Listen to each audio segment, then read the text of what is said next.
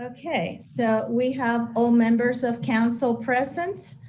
We're going to go ahead and call the meeting to order.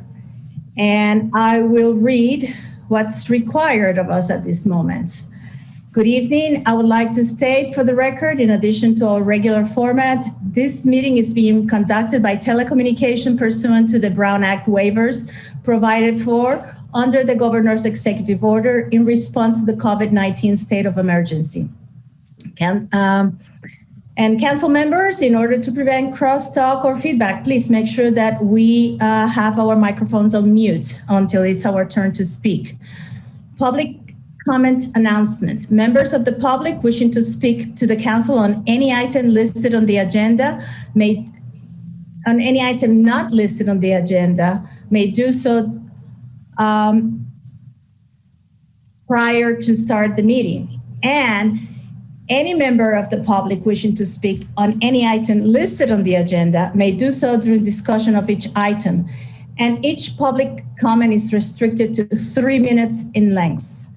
To make a comment, please select the raise hand icon on your device, or if using a phone, enter *9 and wait to be called upon by the mayor or city clerk. You will then be unmuted and your 3 minutes will begin. Again, we may disagree, but we will be respectful of one another. All comments will be directed to the issue at hand and addressed to the city council. Personal attacks are unacceptable. And as a reminder, this meeting is being video recorded. When making a public comment, your displayed name may appear in the video.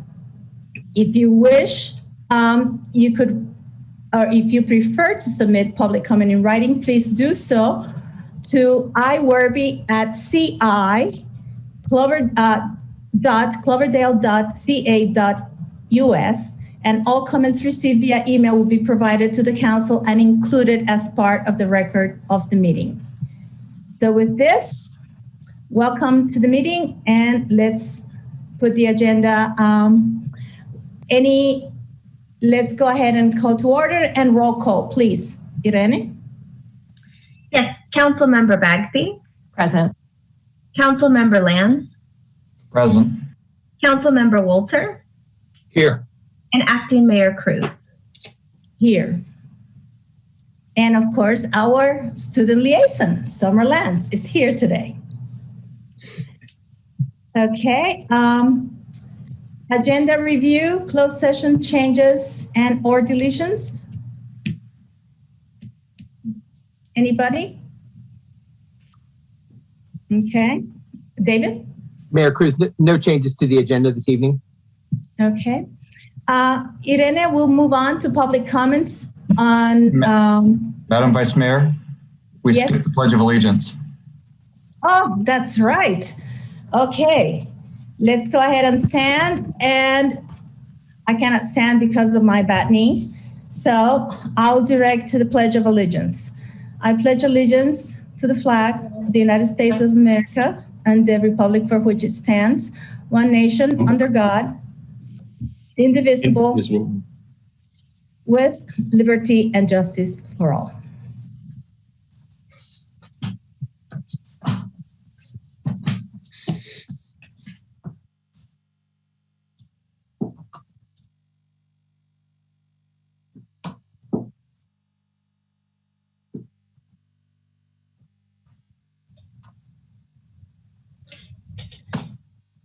You're on mute, Madam Mayor. The whole time? Oh my gosh. Okay, well, is there any member of the public that would like to make a comment on any items that are not on the agenda? And before we get there, and I'm sorry to interrupt, if we could, we do have the roll call, report out of closed session, conflict of interest declarations as well. I think we didn't have the report out of closed session yet. Thank you, Jose. And I could go ahead and do it now if you would like, but I know that roll call, I don't know if we took roll call already? Yes, you did. Okay. So the report out of closed session, if I may, Mayor, I'll go ahead and I'll do it right now. The council considered a couple items under closed session, and both labor negotiations. No reportable action was taken. Staff was given direction. Thank you. Irene? Do we need a second roll call? I don't believe so. No, we are good. We're now to public comment. So now if there's any conflict of interest declaration. And there's no public comment, I'm sorry. Okay, that's fine. Madam Mayor, I do have a conflict of interest. I'm sorry, acting mayor. Yes. I do have Yeah. a conflict of interest with the Lighting and Landscape District, item number 6, zone 1. I will be recusing myself. And Any other? if we're doing that, then I would have to recuse myself from, I believe it was zone 6 with Yes. Vintage Meadows. Okay, thank you very much, Councilmember Walter, Councilmember Lance.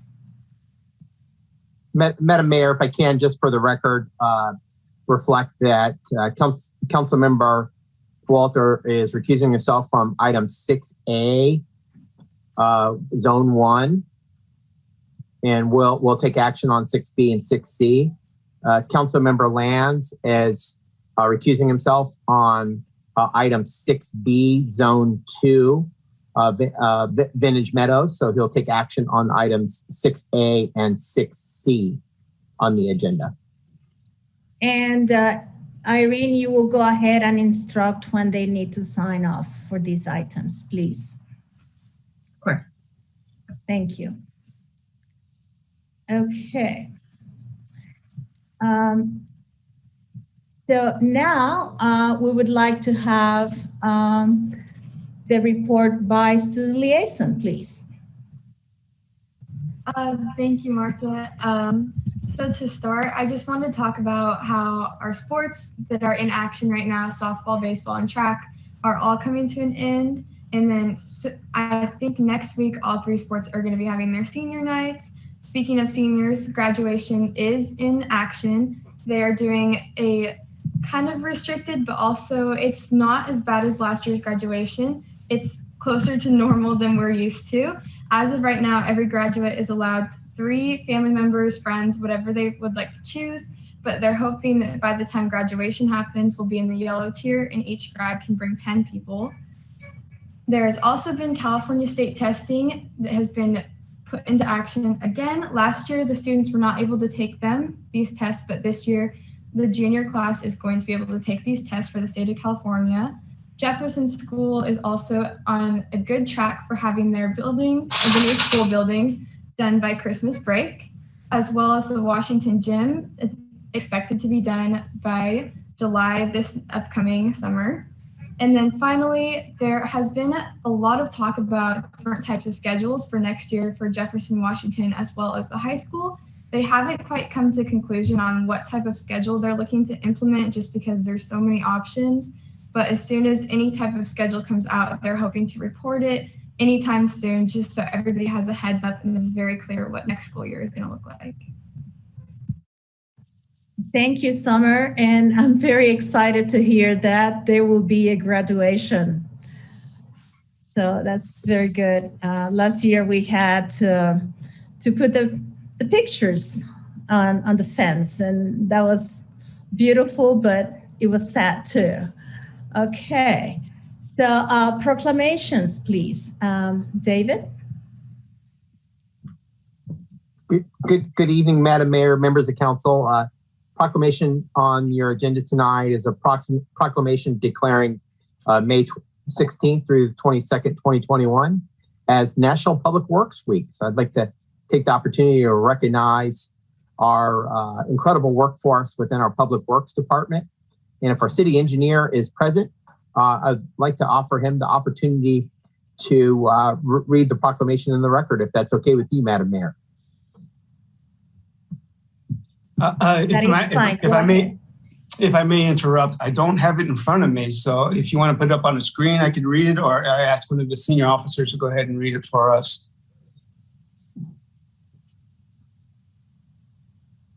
Irene, can you put it on the screen? Yes, hopefully you can read it. Let's see. Here we go. Okay, City Council proclamation declaring May 16 through 22, 2021 as National Public Works Week. Whereas public work professionals focus on infrastructure, facilities, and services that are of vital importance to sustainable and resilient communities and to the public health, high quality of life, and well-being of the people of the city of Cloverdale. And whereas these infrastructure, facilities, and services could not be provided without the dedicated effort of public work professionals who are engineers, managers, and employees at all levels of our government and private sector who are responsible for rebuilding, improving, and protecting our nation's transportation, water supply, water treatment, solid waste streams, public buildings, and other structures and facilities essential for our citizens. And whereas in the public interest for citizens, civic leaders, and children in the city of Cloverdale to gain knowledge and to maintain a progressive interest in understanding of the importance of public works and the public works program in their respective communities. And whereas the year 2021 marks the 61st annual National Public Works Week sponsored by the American Public Works Association. Now, therefore, be it resolved that I, Mayor Marta Cruz of City of Cloverdale, declares week of May 16th through the 22nd, 2021 as National Public Works Week, and further extends our appreciation to our Public Works Director, yours truly, City Engineer, yours truly, and his staff. And here's the staff below: Eric Jansen, Jay Robinson, Anthony McDonald, Darren Hernandez, Trevor Anderson, Hector Galvan, Miguel Sanchez, Brian Wheeler, Mario Andre Macias, Craig Johnson, Dylan Mills, Curtis Waller, and Javier Diaz Valencia. And to further recognize substantial contributions they made to protecting our national health, safety, and quality of life. And that's all I can read. Thank you very much, City Engineer Rincon. And I want to take this moment to say thank you, especially to the water treatment plant, operator Darren Hernandez, and wastewater operations Jay Robinson, for being such a great resource for the youth of this community in providing tours and necessary information for their understanding of waterworks in the city of Cloverdale. So thank you very much. Anybody else in council would like to say anything to our public work staff? Thank you, Acting Mayor. Thank you, Acting Mayor Cruz. You know, when I look at this list of our employees, it just makes me feel warm all over when I see folks like Trevor Anderson, who was born and raised here in Cloverdale, Craig Johnson, who's been in Cloverdale Lord knows how long, and other Curtis Waller went to high school here. I mean, it's good to see local folks working for the city. There's something to be said about taking pride in the city in which you grew up in. And not to forget, Chief Ferguson, we have one employee, I believe it's Jason, who was born and raised here in Cloverdale. And it just makes me feel good when I see the hometown boys working for the city. So thank you for the hard work that you do.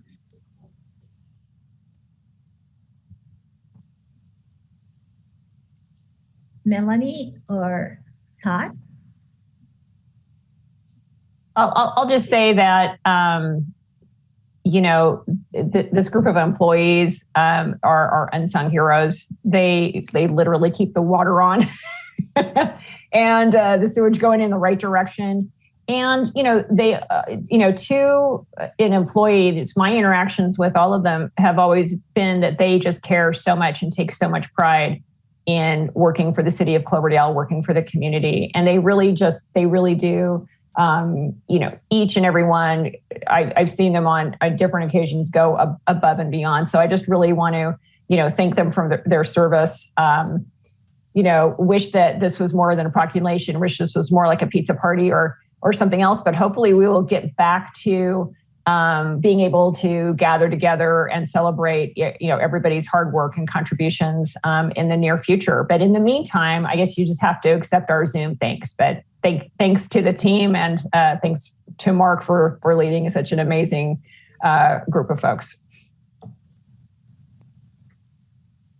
And really quick, I'll just say 14 months ago, we all decided to hunker down in our houses and hide from this pandemic that we were in and make sure that we were all safe. And at the same time, for 10 to 12 hours a day minimum, our employees were out there working and braving the storm. And I can't thank them enough for coming in every single day and being there for our town when we needed them the most.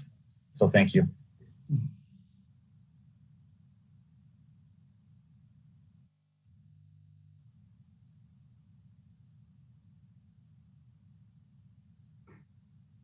I think, Marta, you might be muted.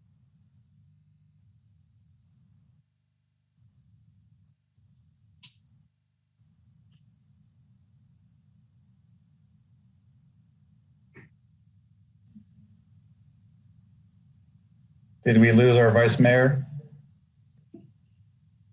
It appears so.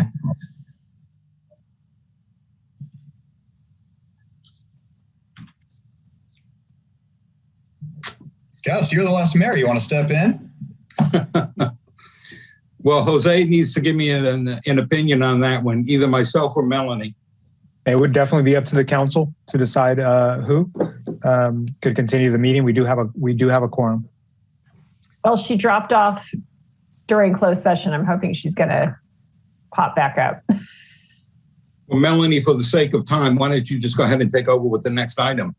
Presentation by the Cloverdale Library Commission. Oh, certainly. Actually, I would be honored to introduce Reese Foxon, our still acting liaison to the Cloverdale Library System. And I think I see Reese in the list of presenters. So Reese, and Marta is back. But Reese, why don't you just go ahead and start your presentation? Okay. Somebody want to put the slides up, Irene? Yes, I'm still around. And with me tonight is Anna Daw, who is the Cloverdale Regional Branch Librarian. And so we're going to be co-presenting tonight. I'm going to be the lead, though. Okay, next slide. When I was here last time, I gave you a little bit of a history lesson, and I talked about how we went from clay tablets to pen and ink to printing press, and how the libraries were, stamping books out. Like when I was 4 years old, I used to go with my grandmother to the library, and my big job was to stamp the book when they checked them out. And we've moved way beyond that now. And I told you that one of the reasons I was giving you the history lesson was to emphasize the change that occurs in the libraries and how they have managed to stay around because of this ability to listen to its communities and the needs of the communities and move with it and do it. And we're doing that now. On the screen, you can see the purple air filters. And actually, it's not just the filters that we have put in the library so that we can tell what the air is like, but they have also put one on the outside because they noticed that Cloverdale did not have an air sensor for the whole community. So they are just now finishing and tweaking the addition of that. So that should be up and running in the next few days. We've also expanded the Wi-Fi, which they're also tweaking here in Cloverdale. So it includes the whole parking lot and a little beyond. And people can just drive into the parking lot with their computer and connect into the Wi-Fi and do what they need to do. They don't have to go anyplace. So we're beginning to move in that direction. We have installed an automated materials handling system. And I'm thinking when they first introduced this a couple years ago or a year ago, I'm thinking, oh my God, motorized checking books in. They've had it 1 month. They've processed 110,000 items in that month with this handling system. They can put 30 books into a tote bag and then scan the tote bag, and those 30 books are checked in. It's that simple. It's so reduced the handling that it's enabled us to take people who used to have to do that all the time and spend a great deal of time doing it, and put them to other uses within the system. And so it makes for better use of your staffing. They've increased connecting to like Link Plus and our e-resources. They've expanded those dramatically. They have bought a dome. You can see the dome there. And that's actually a dome that they have a camera in, and they can show like the sky on the top of the dome. And people can sit in there and you can see videos in there. You can film in there. All sorts of things can happen within that.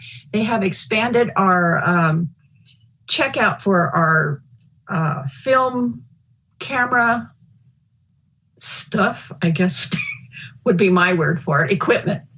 And that's primarily down at Central, but you can check out all sorts of camera equipment to do your own film. And it's good, advanced camera equipment. It's not your typical little, something I would use. They're expanding the things they can do with climate and the DIY toolkit, et cetera. They're also focusing on inclusiveness. Their hiring process is being updated, and hopefully we can begin to find a better balance. That's one of the things I'm struggling to find is so we have representation that actually looks like our community, not just, old white lady going along.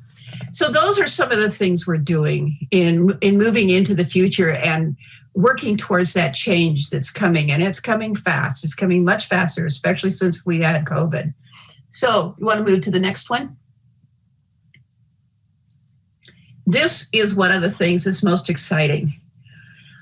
This is a bibliobus, and it's like the old bookmobiles, except it's so much more.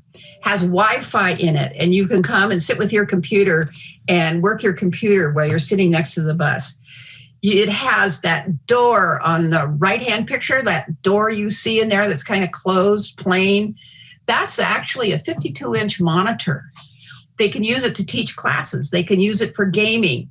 They can use it, to do so many things in the way of reaching out to people. And there's an awning on the top. So even in hot weather, you're covered and protected. The bookmobile will carry books. It will still continue to carry books.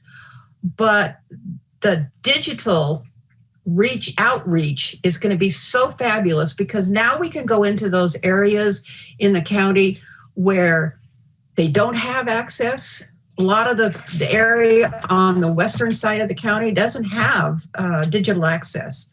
So we can drive our little van in there, park for a while. It's fully electric, by the way. They can pull in there and drive for a while, pull in there, and people can come and actually use the stuff and make the connections that they need to make. It's also good for people who have a hard time getting to libraries. There are some areas in the county where, yes, the library is somewhere nearby, but it's very, very difficult to get to. So it's just reaching out into the community in so many ways. And this is thank you to Measure Y. For every $8 that you spend, 1 penny in sales tax, that is, just the sales tax, 1 penny goes to the library. It's enabled us to do things like this. It's enabled us to expand, buy the domes, do a lot of those other things that we're doing now and moving forward. And this year of COVID, the library has tried to use the time to upgrade these things and not just let the time pass by because the libraries are closed and they're not doing anything. So it's been really good. We're going to be getting this in June. We actually anticipated having it a year ago, but because of COVID, so many things got hung up and stalled. And we'll be hitting the road this summer, probably sometime in July. I doubt it'll be clear into August, but it looks like at this point in time, July. So I'm really excited about that. Yeah, and it's gas free. It's not using the gas like so many other things have. So, and which, reduces greenhouse gases and all the other stuff. It addresses the climate. Okay, next slide. We started back a year ago, January, not this last one, but a year ago, started doing a strategic plan. And because our other one was going defunct. Then we shut down and we're struggling. We're looking at what's happening. We're seeing what's happening with the culture. We're seeing what's happening in libraries. We're seeing the changes. We already knew change was coming, but even how much faster it's coming now. So we shifted from a strategic plan to reimagining and trying to figure out what the new library would really look like. We know it needs to have community resiliency and reach out deeply into the community and make some connections that are even beyond what we've been doing in the past. We also know that we need to foster the racial equity and social justice and inclusion for everyone, just like we have been doing. I mean, like I said, we're changing our hiring practices. We're welcoming everybody into the library and making it possible for everybody to have access and everybody to have connection. That is just, it's one of those things that's just a really strong need in the community and something that the library can certainly contribute to. We want to encourage the culture of creativity. I mean, if you don't have creativity, you don't have reimagining, and you don't have new things coming, and you don't have ways to deal with all the change. And as I said, we're expanding our technology. We're still working with the hotspots I talked about last year. We're getting more computers. We're actually going to have computers with those bibliobuses that you can sit there and check out and, work with the Wi-Fi. And we also need to advance climate action. Back to the DIY kit, that was one of our first things. We've done some other things as far as taking care of the buildings and things as we go along, but we need to do so much more. And that's one of our things on our reimagining list. So we're working to make the changes. We're working to recognize what the communities need and where we can go that will be really, really beneficial to everybody, and in particular, beneficial to the community. If you have any thoughts or anything, do not hesitate to contact the libraries and tell them what you think. May not be able to pull it off right away, but we'll certainly work towards it. So with that, I'm going to turn this over to Anna, who is a Cloverdale Regional Library branch manager. She's been there a short time, but she's been in the library system for 10, 15 years, something like that. And I certainly have enjoyed getting to know her better and look forward to working with her more. So Anna, you want to take over? Yeah, thank you, Reese. Do you want to move it to the next slide, Irene? Thank you. So my name is Anna, and I am the branch manager of Cloverdale. And I have been with the system since 2007. And I'm really excited to be here in Cloverdale. This picture right here was just taken a few days ago because we just started opening our doors and letting people in. And you don't know how exciting it is, not just for patrons, but for the staff too, to be welcoming people back into the branch.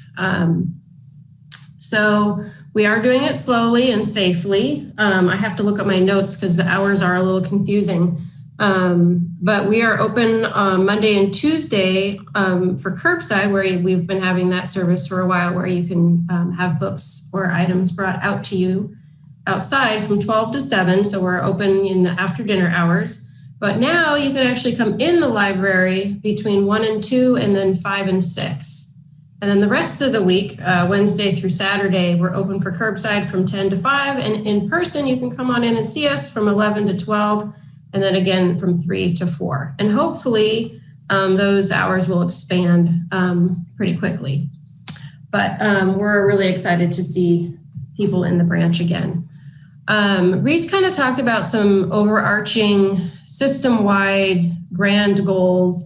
And on the branch level, that looks a little bit different. So we take what the community has gotten back to us with, and when they say things like fostering creativity, what does that even mean? So we'll take that information in, and like she said, we're just getting the results from all of these surveys, and kind of sifting through it and to see what is the most important. We'll take those grand ideas and produce something. Right now, the Cloverdale Library is 3D printing fairy doors and handing them out to people, because in Cloverdale, there's the Cloverdale Fairy Door Facebook group, and they have little maps, and it's a community art project. So we're really focused on the community and being a place for them to come, hopefully more soon. But I did want to mention that the Cloverdale Library specifically was bequested a $300,000 by Claire McGowan, and we haven't decided what we're going to do with that money yet. We were kind of waiting to get more information about the reimagining results, but we're excited about that. We were also granted a $5,000 grant to provide some programming for immigrants. And I've been talking with some different people, most notably Zeke, you probably all know him. And we're coming up with some possible ideas for that. All right, Irene, you want to do the next slide for me? So the summer reading, we do this every year, and this year again is going to look a little bit different, where it's going to be mostly online, but you'll be able to read and get prizes. There's going to be weekly raffles for $25 for local businesses, and then also raffles for grand prizes of $100. And there's going to be presentations for all age groups, and then also different programs and story times, book groups, film discussion groups, et cetera, et cetera. One thing I did also want to mention with the new tote system is that, yes, it is easier for staff. I will concur with that. It's also nice because patrons don't have to wait as long for their items to be processed. In the past, you wouldn't necessarily know if your book was in for 3 or 4 days, but now it's immediate. So that's really nice. And then if you could do the last slide. And then I know you guys are probably already all know this, but I just like to remind people that the library offers a lot more than you might think.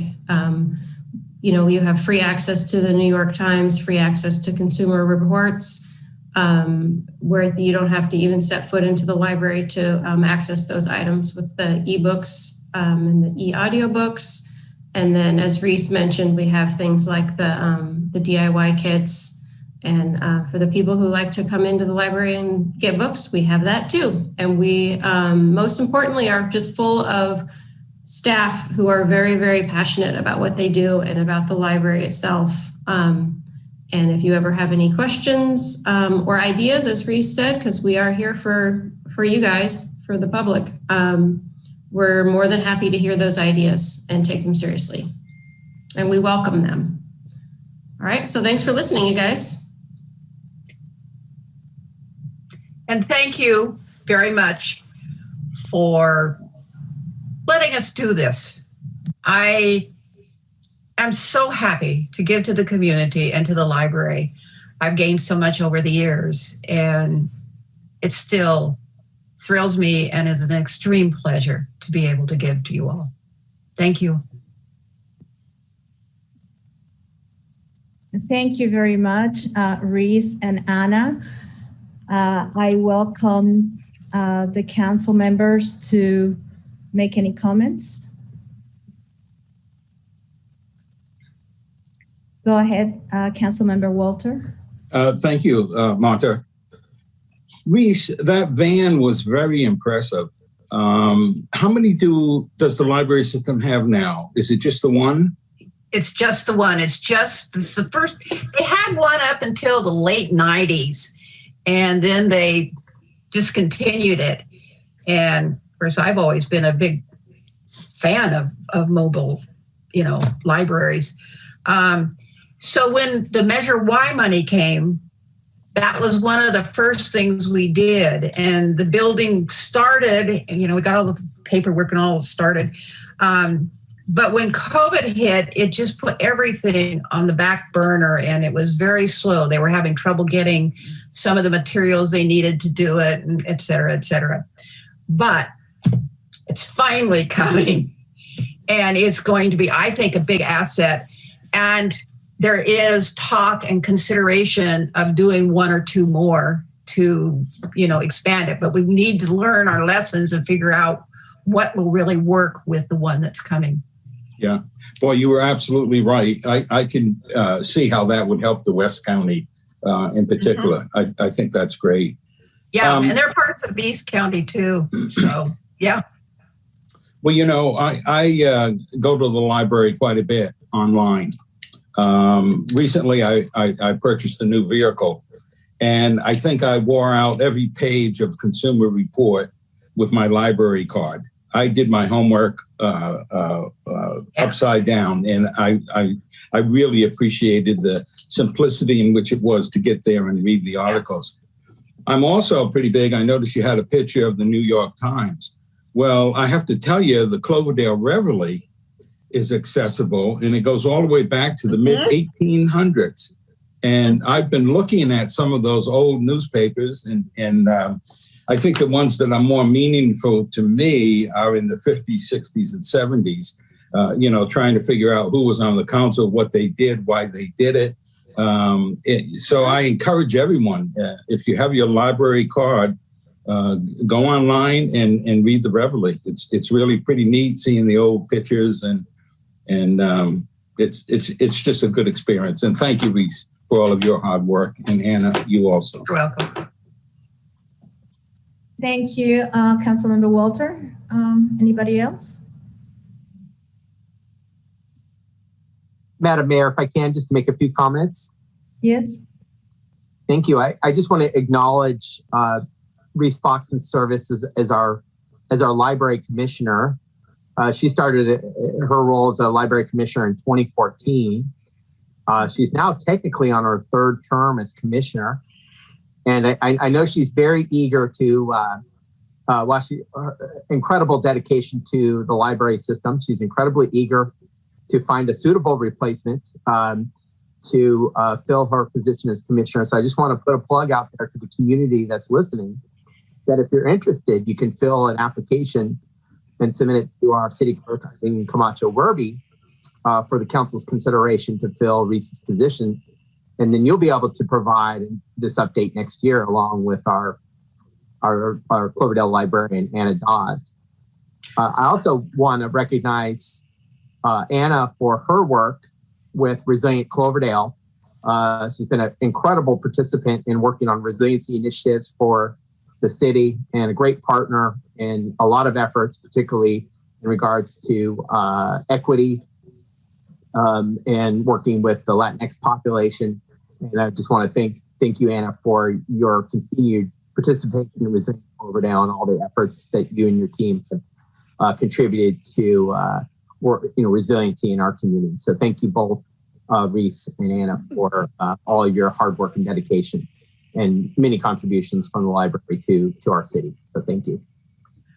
I wanted to say that one of the reasons why I haven't been terribly successful yet is I've been trying to reach out into the Latinx community.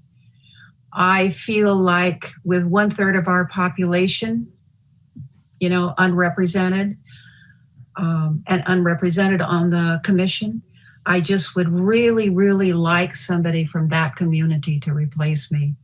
And I know that's kind of a selection process, but I really would like somebody to step forward so their voice will be heard like everybody else's. So. Thank you, Reese. Councilmember Bagby, please.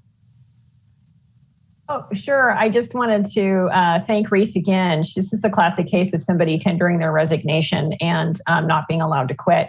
So I want to thank you for all that you've done for the community during the pandemic. And Anna, I look forward to meeting you in person at some point. I hope that is sometime soon. I am usually a regular at the library as well. And I think I mentioned this at a previous meeting where Reese was presenting everything that the library was doing to continue to serve during the pandemic. And I have just been a big online user. I use Libby all the time. I really enjoy the having the audiobooks if I'm in the car or going for a walk or just doing stuff around the house. And I use so many of the resources like New York Times Online and some of the other things that have been offered. But I can't wait to get back in the building, and we're all looking forward to that. So yeah, thanks. Thank you to you both for the presentation and all of your hard work. I know that you have really impacted people's lives and made it, helped this entire community through the pandemic by just really turning on a dime and making it happen for folks. So I really do thank you. Thank you, Melanie. Can I add something? I just wanted to bring up the Cloverdale Library is hiring. We're hiring a part-time person, and if you go to our website, you can look there for the details and the requirements, etc. It would be really, really great to get somebody who lives locally to work in the local branch. And I also need to add to that, Anna, that there might be some openings for student liaison to the library. Is that correct, Reese and Anna? To the lab, I believe they need a student liaison. Last I heard, they didn't have one. So yes, Summer, you might put some feelers out to some of your friends who might be interested in doing that and have them contact, I guess, Anna or me, one of us. Mm-hmm. We'd be happy to explain what you have to do. Okay. Any other comments from our team? Okay, we'll open it to public comment, please. Irene, any hands? Yes, we have a hand from Molly. Please. Hi, can you hear me? Yes. Yeah, thank you. I was just wondering if the Cloverdale Library is going to be accepting book donations again, and if so, when? I know they're getting closer. I don't know what the status is. I'll tell you, I'll find out and tell Anna, or she can find out. One of us will find out. And if you want to give her a call in 2 or 3 days at the library, we'll have our answer for you. Okay, thank you. Mm-hmm. And we will be happy to post that on our website too. Okay. Okay. Anna. Thank you. Any other hands, Irene? No other hands are raised. Okay, thank you. So we'll move on. Okay, I would like to say something to the library. The other day, I went to the food distribution and with Donna Romeo, who's an incredible, sparky person, we gave away books to the families that were coming. And I know that there has been an incredible presence during many of the community events, sharing information. And I must say thank you during COVID times because you helped many people who were homebound with COVID to have access to the library. And that was really commendable. And we had volunteers pick up books and deliver to people. This is an incredible service. Thank you very much. I also would like to encourage everybody to get your library card and to access all the beautiful services that are available to our community. In today's conversation with Assembly Member Wood, we highlighted the Cloverdale Library and the need that there is in Northern California for more libraries like the Cloverdale Library. So thank you very much for your exemplary service. And if there are no other comments, I think we'll go ahead and move on. Any other comments from our group? Okay, so we'll go ahead and look at consent calendar. Any comments? Thank you. Oh, thank you very much, Reese and Anna. So can we, if we don't have any items to be pulled, perhaps we would need to go ahead and have a motion for approval of previous meeting minutes. I will move to approve number 4. Okay. Second. Thank you. Irene, roll call. Councilmember Land. Aye. Councilmember Bagby. Aye. Councilmember Walter. Aye. And Acting Mayor Cruz. Aye. Okay, any written communications?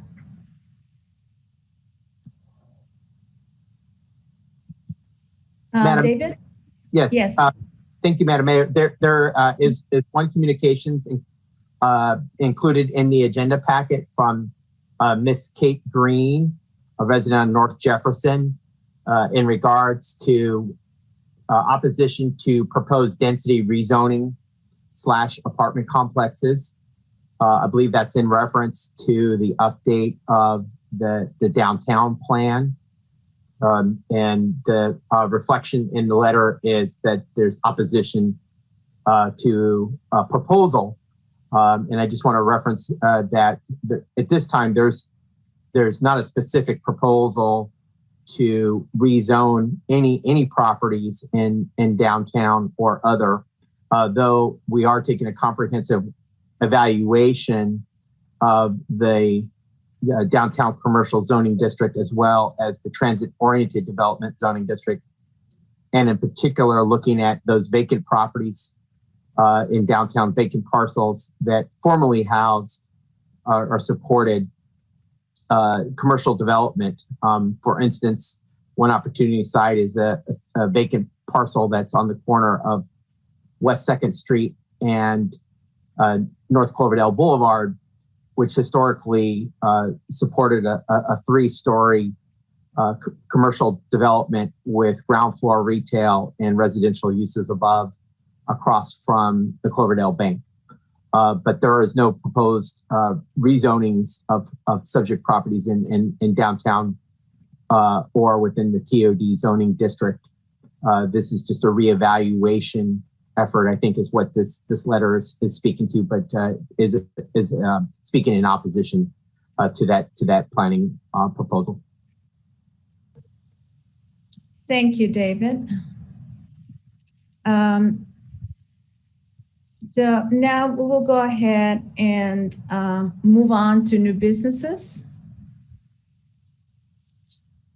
And the first item is item 6, and I believe that we will have some recusals here. Irene? Yes, and if I can be corrected, is it prudent to hear the report first and then the recusal? That is correct. Okay, so let's go ahead. David? Good evening, Mayor, members of council. Tonight joining us is Paul Wade. He's the engineer of record for the Landscape and Lighting District. He's presenting to you the preliminary engineering report for our Landscape and Lighting District in the 7 zones. Kind of good news tonight is that 5 of the 7 zones are going to experience decreases in proposed assessments. There is one zone that will is recommended is an increase in assessments, and then there's one zone that is recommended to stay the same as previous. But with that said, I'd like to go ahead and turn it over to Mr. Paul Wade, and Paul will give you an overview and update on the preliminary engineering report. So Paul? Good evening, Mayor and Council members. My name is Paul Wade. I'm with Coastland Civil Engineering, and I'm here to make a brief presentation on the Cloverdale Landscaping and Lighting Assessment District Engineers Report for fiscal year 2021-22. Just brief background on this. The City of Cloverdale's Landscape and Lighting Assessment District was initially formed in 1997 with the Jefferson Springs development, and other subdivisions have been annexed over time, so that there are now 7 zones. The last one that was annexed was Sunrise Hills during the proceedings for fiscal year 2005-06. Takeaway from that is that each zone is standalone with respect to its assessments, revenue, and expenditures. In accordance with the Landscape and Lighting Assessment District of 1972, the city must undertake certain annual proceedings each year in order to levy assessments in the upcoming fiscal year. And these proceedings typically require 3 council meetings. On February 10th this year, the council initiated proceedings by appointing Coastland as the engineer of work to prepare the annual engineer's report. At the second meeting, that's tonight, the council typically adopts resolutions of intent to levy and collect assessments and sets the date for the public hearing. And then at the third meeting, the council conducts a public hearing and then can adopt resolutions offering the levying of the assessments for the upcoming fiscal year. And that is proposed to be on June 10th this year. A copy of the preliminary engineer's report for fiscal year 2021-22 is attached to the staff report. It contains line item budgets for each zone, and those are presented side by side with the same line item from last year's budget, so that you can kind of get an idea where there's changes. You should be able to see the budget review spreadsheet on the screen. You can see the proposed as current year's budgets, but that's the upcoming fiscal year budgets for each zone and the percent change in the budget from last year. The takeaway here is that the budgets for for 6 of the 7 zones are decreased from what they were last year. And for Vintage Meadows, it's just a slight increase. Overall, the total Landscape and Lighting Assessment District budget combined is decreased 12% over last year, but that's just to give you a scope. But like I said, they're all standalone. So the estimated fiscal year 2020-21, where it currently are, year-end fund balances, that it will be on June 30th of this year, and 6 of the 7 zones are currently projected to be higher than what was projected in last year's engineer's report. I'm going to try and give you just broad strokes what we do. In March of each year, we ask the city to provide us with estimated fund balances. So that's in March, we're asking the city, how much do you think you're going to have left in each zone fund balance on June 30th? So that's a bit of projection of what's going to continue to be spent. And then we ask the city to give us the budgets for the upcoming fiscal year. We then take and crank the numbers on that and look at the assessment revenue and the expenditures and reserves, and we see what does it look like, what do we project it's going to be at the end of the next fiscal year. And if the assessments, if the fund balances are too low or there's not even enough funds to cover the expenses, then we will recommend an increase in the assessments. And conversely, if we're projecting that the revenues are higher than the reserve balances will be higher at the end of the fiscal year than really needed to cover contingencies and things, we'll recommend decreases in assessments. And that's where we are right now, is in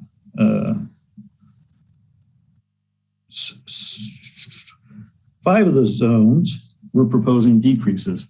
And those are the ones that are highlighted in yellow. Jefferson Springs, Zone 1, we're proposing no change, and Brookside Terrace, we're proposing an increase to the maximum allowable without balloting the homeowners. What we saw was when we asked the city to give us, this is the third to the last column, beginning reserves.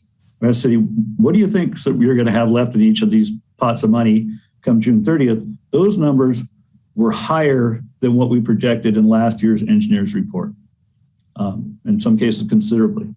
And that can be attributed to a number of things, but most likely is that the city didn't spend as much as was budgeted for each of those zones. So that's a good thing, presumably.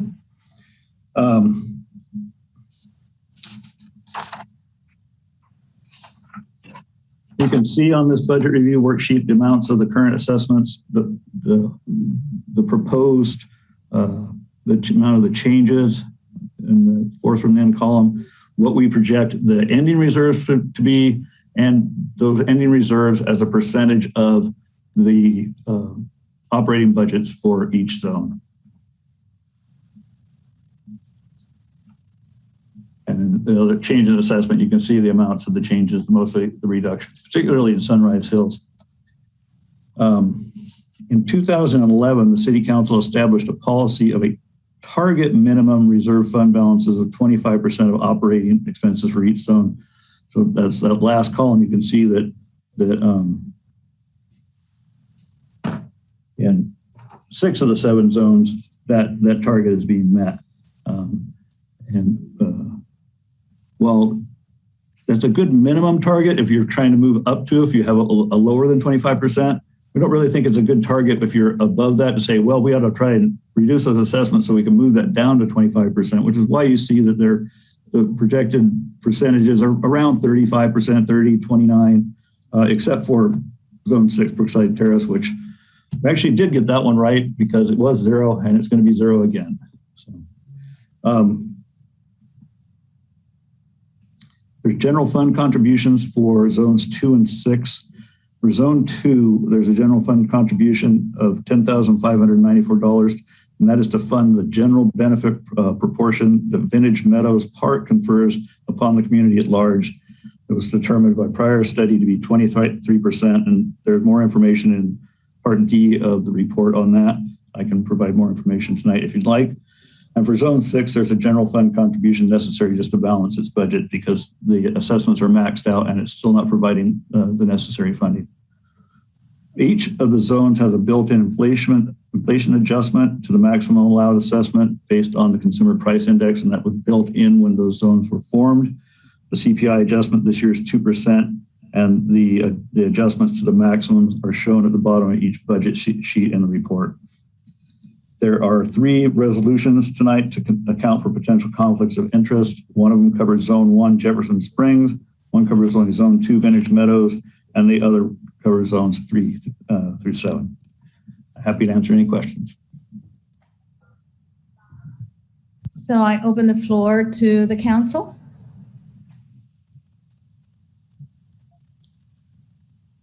Any comments, questions? Okay. Madam Mayor, if I may, please. Yes, please. Paul, it's good to see you again. Thank you. Likewise. You've been doing this quite a while for us. Thank you. You know, I'm really surprised to see such drastic reductions. I know the one that always amazes me is the cottages. That's the one that we always seem to have a little difficulty putting our arms around what is the proper assessment. So I'm sure you're going to make a few folks in the cottages very happy, and hopefully we can continue this trend of at least staying level, if not decreasing, for a couple of years.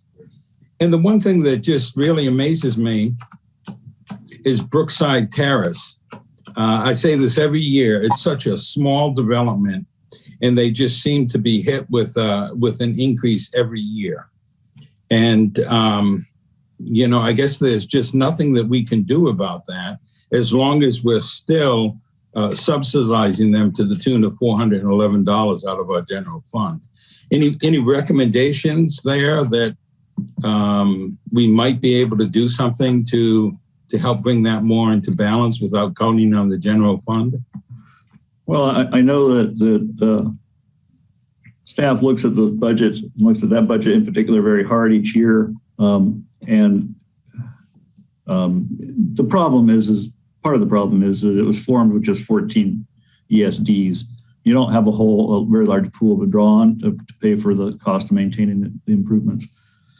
You could look at trying to decrease the improvements, work with the homeowners out there to say, okay, so, how can we keep this still aesthetically pleasing, but do something that is lower cost maintenance?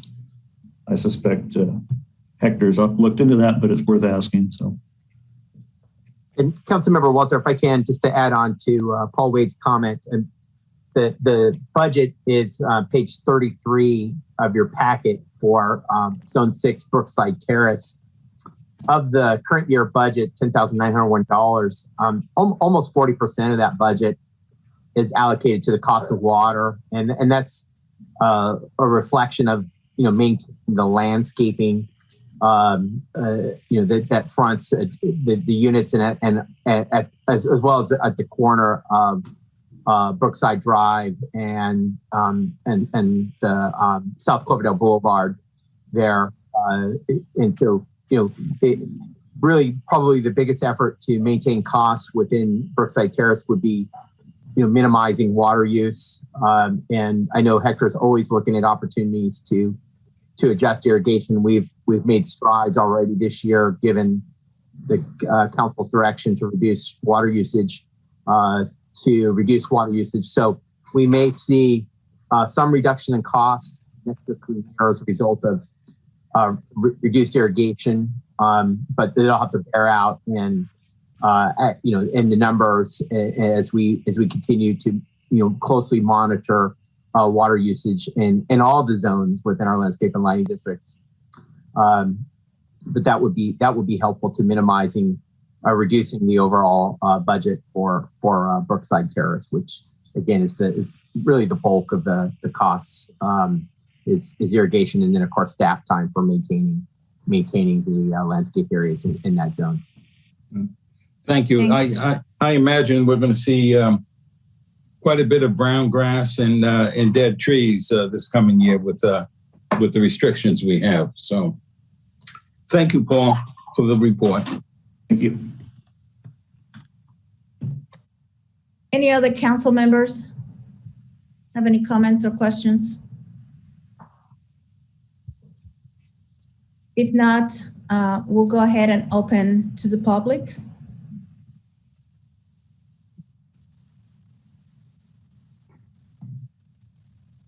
Any hands, Irene?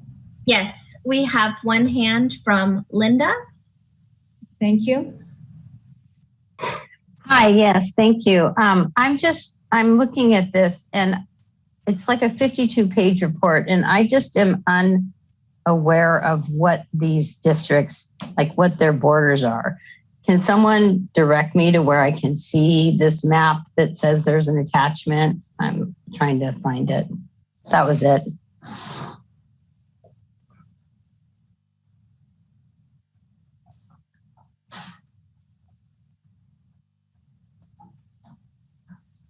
It looks like it's from page 46 through the end of the report, page 52, of the maps of the different zones.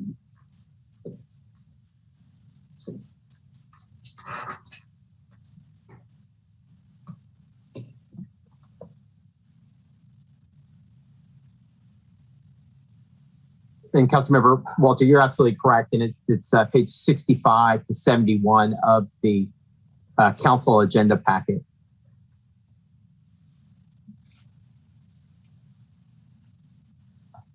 I do not see any other hands raised at this time. I'm not sure. Acting Vice Mayor or Acting Mayor Cruz, if we lost you. Looks that way. She's having connectivity issues. So Melanie, step up to the plate, please. Oh man, how did this happen? Okay. Sorry, let me get back to, so it looks like, and correct me if I'm wrong, because I didn't rehearse for this.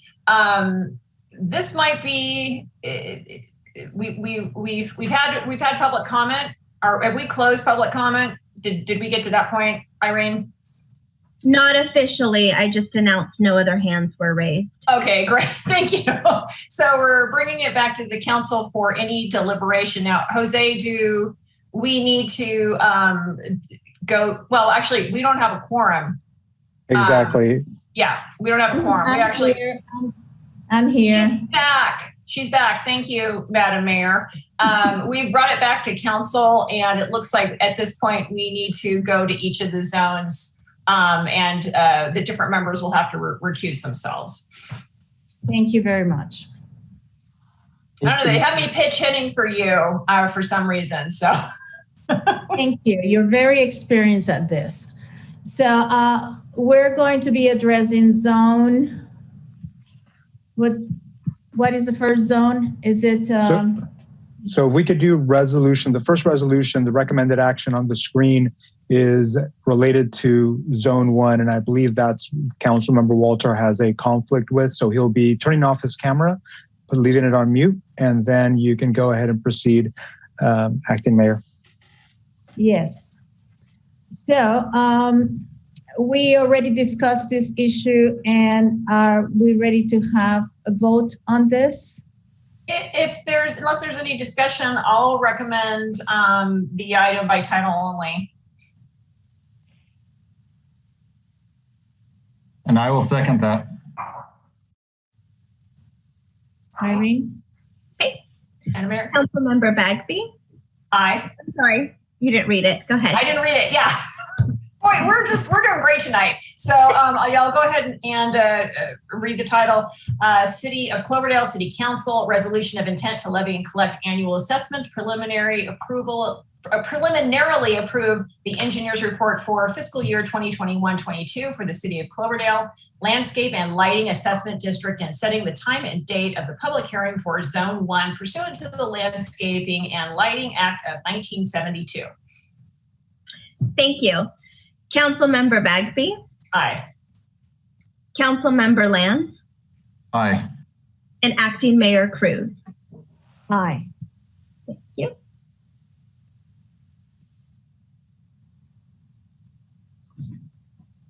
Okay. I'd like to invite Councilmember Walter back and recommend that Councilmember Lands recuse himself on item B. Okay, see you in a bit. Welcome back, Councilmember Walter. You here? I'm here, thank you. Okay, thank you. So, any further discussion on this item? If there's no further discussion, Madam Mayor, I'd like to recommend the resolution by title only. I will second that, Madam. Thank you. Irene? Councilmember Walter? Councilmember Bagby? Aye. And Acting Mayor Cruz? Aye. And just for the record, we probably want to read the new resolution. I did not read the resolution yet. And we did not hear the yes from Councilmember Walter. He was on mute.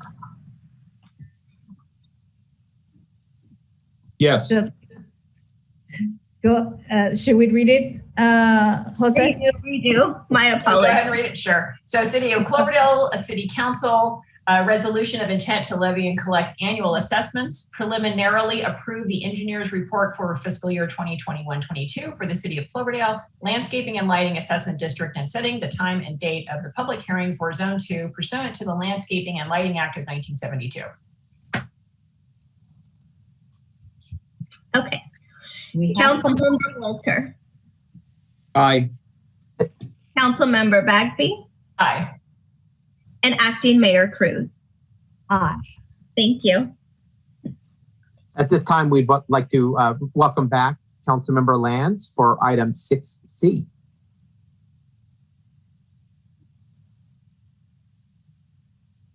And Acting Mayor, if there's no other comments or discussion, I'd like to recommend this by title only.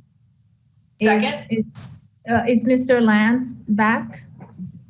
I am back, Madam Mayor. Okay, thank you. City of Cloverdale City Council Resolution 2021, a resolution of intent to levy and collect annual assessments, preliminarily approving the engineer's report for fiscal year 2021 to 2022 for the City of Cloverdale Landscape and Lighting Assessment District, and setting the time and date of the public hearing for zones 3, 4, 5, 6, and 7, pursuant to the Landscape and Lighting Act of 1972. I would like to make a correction. Did you say 2021 to 22? I think it reads fiscal year 2020 to 2021. No? Mine reads 2021 to 2022. I must have an old version here. The report appears to be right. It's on the agenda itself. Okay. So if we're in agreement, it's seconded. Irene? Okay. Councilmember Bagsby? Aye. Councilmember Lands? Aye. Councilmember Walter? Aye. And Acting Mayor Cruz? Aye. Thank you.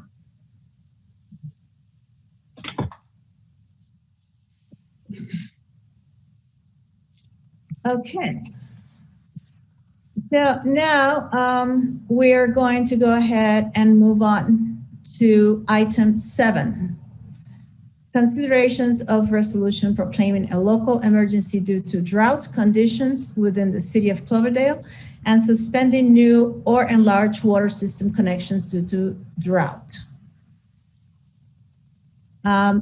Would you like to make any comments on this, David? And yes, thank you, Madam Mayor, members of council. The item tonight, or staff is requesting council take 2 actions.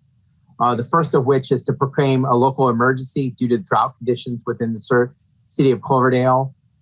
This action is in accordance with the Emergency Services Act and the provisions within the municipal code to declare a local emergency. The intent of this action is to ensure if a federal declaration is made by the federal government and supported by the Federal Emergency Management Association or FEMA, that we can seek reimbursement for expenses related to the emergency. The second action requested tonight is adopt a resolution suspending new or enlarged water system connections due to drought in accordance with Section 1305 of the Cloverdale Municipal Code. This was as directed by council or as recommended by council in follow-up to your action made at your previous council meeting, whereby the council adopted a resolution declaring a water shortage emergency and implemented a stage 2 declaration that the Section 1305 of the Cloverdale Municipal Code allows for the council to suspend new or enlarged water system connections due to drought, and contains provisions for how water service connections would be reviewed and approved by the city. And our recommendation tonight is that you adopt both of those resolutions. And I'd like to ask our city engineer, Mark Rincon, to offer any additional details that are pertinent to both these items this evening. Gladly so. Thank you, David. Just to let the city council know that there are exemptions to this rule of suspending new or enlarged water system services, and some of them are highlighted or are noted in Chapter 13.05.030. And the city can implement this during this period. You've proclaimed a water emergency, so we can move forward now with suspending any new connections. However, there are some exceptions, and we know that there's some developments that are occurring already. So basically, any development that's already in construction has passed through the planning phase it is eligible to connect. And for example, this would allow, the current construction projects that are happening is the Cherry Creek housing there. So, that is exempted from this rule. Likewise, other connections that could happen during this prohibition period is items that have private sources that have failed and need to connect to the city. And this pretty much covers 6 acres and South Cloverdale. As you know, those are being assessed right now by the State Water Board, and those two can connect to the city if they get to that point, if they're ready. I really doubt it will happen this summer, but just, just be it known that this is another exemption for this situation.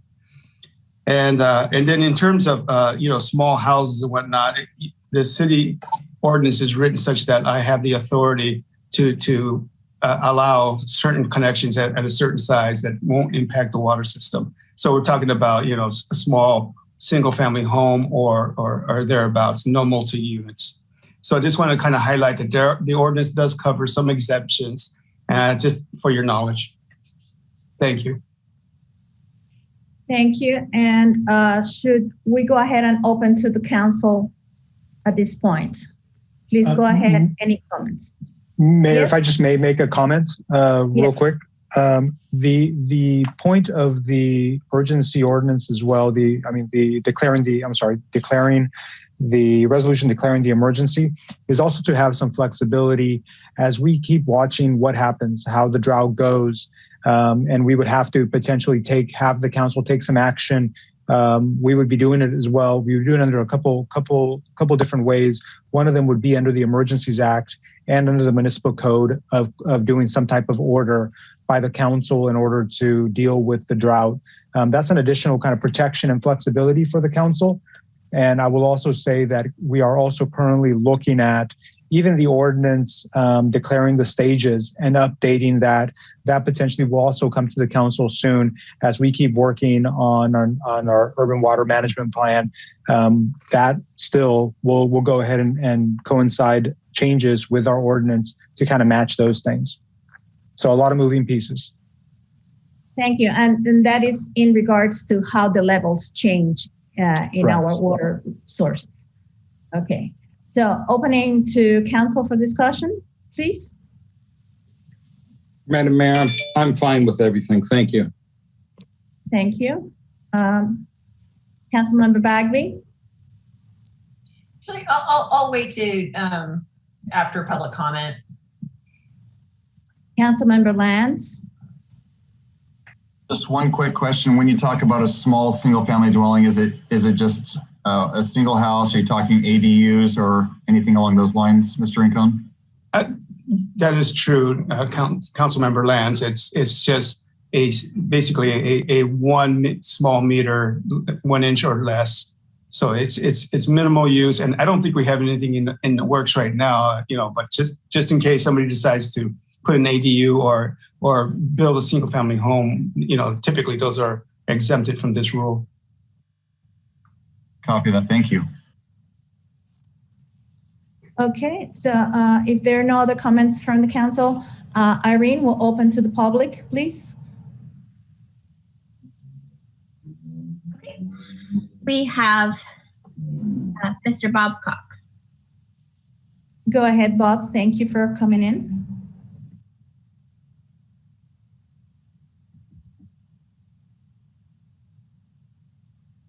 Bob, you should be able to unmute yourself to make your comment.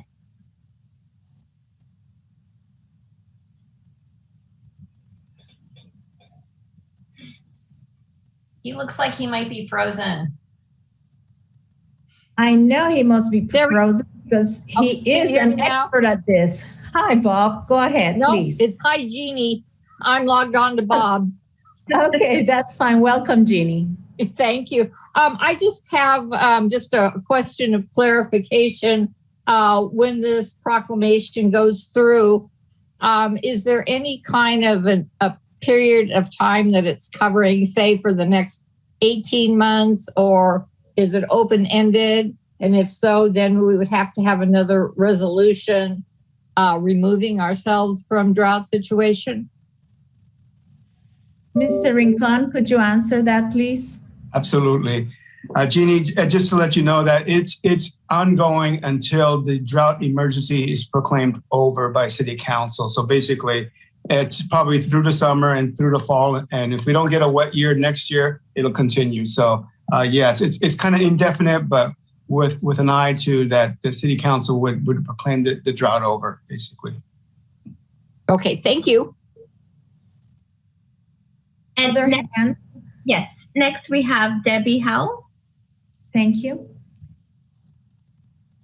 Hi, I just have a question. If the drought worsens before any of these new developments actually connect, does the council have the ability to not allow the connections? I'm just looking at all the other cities that didn't implement stage 2 water shortage, declare stage 2, they declared voluntaries. And so if we're at stage 2 already, does the council have any ability to amend any hookups going forward? Mr. Rincon? I can answer that. And Jose, you may want to chime in, but basically during the drought period, council is telling us pretty much, no new connections, large new connections. However, they're more than, there is appeal. You can, if you have like your facility is ready to connect and we're still in the middle of this drought, you can make the appeal to council to make an exemption for that facility. In terms of, we're at a stage 2, which is still voluntary, although I do see advancing the stages as the season progresses. But right now it's voluntary on a community-wide basis. So 25% target is for, everyone contributes to that. And we see where we are. We see where the water resource is going, and we determine whether we need to advance the conditions of managing the droughts. Thank you. So my question was more of the approved projects in process now, but they're not built. I think I was understanding that they can connect to water, but if this drought gets worse, can the council override that, or what's the options? Yeah, my understanding of the ordinance is that if you've been through the planning process and got planning approval, then you're kind of in the queue already. So you're just short of construction. And I believe that there's exemptions for that. But that's my interpretation of the ordinance. It's not an easy ordinance to read, unfortunately, but that's my understanding of it. So if you've gone through planning and gotten all the approvals, then by the housing development there at Cherry Creek, they've gone through all the planning, and actually during construction, they've already even gotten their permits to build. I'm more concerned with the south end at that stage. Is that any approved plans? They don't have approved plans, to my knowledge, but that would be a question to Kevin to verify. And Jose, you said you had a comment? No, just real quick. And again, we're going to continue to look at not only the ordinance, but also the emergency we're in and the drought we're in. And I think what Mr. Rincon also mentioned is continuing to monitor and coming back to the council. Now, this ordinance may change. There are exceptions. There are certain requirements, but there are exceptions if folks have gone through the development process but have not received approval of connections. There are some exceptions in the ordinance itself. But I think it was at the last council meeting, Councilmember Walter does remember last time that such suspension happened, and then there were requests to the council of lifting the suspension, and the engineering team looked, and there was enough water, so the suspension was lifted. This is really kind of I hate to say a moving target because the drought is here. But the continuing analysis by Mark's team, by the city engineers team is happening to fluctuate and adjust according to where we need to go. But there are some exceptions in the ordinance. But folks that are not in the pipeline, there's also the ability to potentially move forward at their own risk of not receiving connections. And I know that for affordable housing projects or some other requirements that will be, I know we're setting up to prepare a presentation for the council on like affordable housing and how they're treated for a future meeting. Thank you. Anybody else, Irene? No, their hands are raised. And Kevin Thompson, did you want to chime into this question that was presented? I think Ms. Hall is referring to the Baumgartner Ranch as the South project, which is about 99% approved, but there is still one step, which is the final map, which will be before the council in the next few months. And we've talked about this a little bit before. I don't suspect that they'll have any construction of any homes this year. So again, as Mark said, if we're in the same situation next year and don't get any rain, then we're going to have to, advise this developer to proceed at his own risk that we may not be able to accommodate him for water hookups. But as it stands now, we don't really expect any kind of vertical development there this year. Thank you very much. No other hands, Irene? Okay, so I'll bring it back to council for any further discussion. Councilmember Bagby, you had some comments? Oh, yes. I am going to support these resolutions this evening. And I just wanted to also take the opportunity to just make a couple of comments. I think, first of all, I think I learned on Monday that from a fellow council member that Healdsburg has actually declared stage 3. And they're downstream from us. Another thing to consider is that they, in addition to their wells at the Russian River and being in a similar position to what we're in, they also have access to other water. Our sole source is surface water from the Russian River, and it just makes our situation, more dire. I'm hoping that just with the current situation that staff make sure that we are presented with that draft urban water management plan, because this is going to be essential to how we manage and move forward. And I have full confidence in our engineering team to advise us as to what the right direction is. And it's important to look around at other communities and see, okay, have they declared an emergency? What's their drought stage? But we are in a really unique situation, and we have to remember that our engineering staff are going to be making recommendations for us based on our situation. And going forward, I have a lot of confidence in them. But I also, in addition to the items before us tonight, I think if there is support among the council, I'm going to recommend that we direct staff to bring recommendations for diversifying our water portfolio. It's really too late for this year. But the current situation really underscores the need to not just talk about it, but to actually start taking actions on this. And since, saving water has to be a way of life for us, it not only are we saving water, we're also saving energy and other resources. So I think that it's, very important that we focus on the water dependability for our residents, and also, moving forward with our plans to help people, help our residents and our commercial sector be as absolutely efficient as possible. Claiming the changing climate's not going to go away. We have imminent changes happening to the Russian River with the Potter Valley project, and much has been made about our water rights, but if you don't, our water rights at the Russian River, but if there's no water, those rights, aren't really going to do very much for us. So I think that we need to find, where our sources are, and having some redundancy there.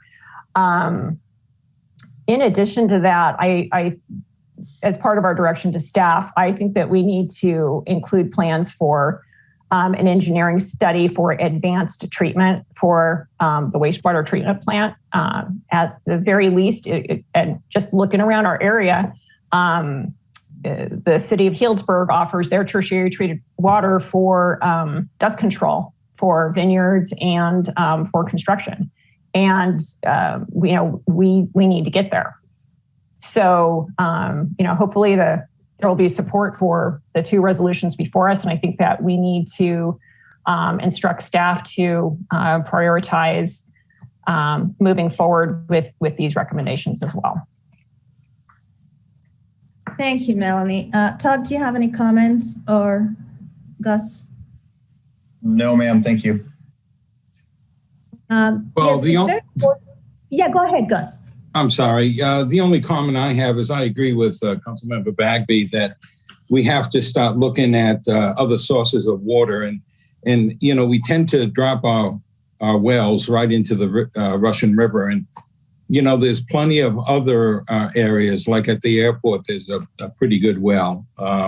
Throughout the town, there's other spots where I know one of the properties I own underneath the house, there's a well to this day. And it seems to always be full. So maybe we consider other locations besides along the river. But I'm going to go ahead and support these two resolutions as well. Thank you. I want to bring to the table the fact that Ukiah also does some treatment for agricultural use. And perhaps this is one of the measures that we need to consider for us to diversify our water sources. And it's also very important that we continue to support the capital improvement projects, especially that for new wells, and to also take care of the tanks that we have at this moment so that we can always have reliable water for our use. So if there are no other comments, you still have a question or a comment, Melanie? Your hand's up. Oh, sorry. I just was going to recommend the first resolution by title only. So please go ahead. A resolution of the City Council, the City of Cloverdale, proclaiming a local emergency due to drought conditions within the City of Cloverdale. I'll second that, Madam Vice Mayor. Go ahead, Irene.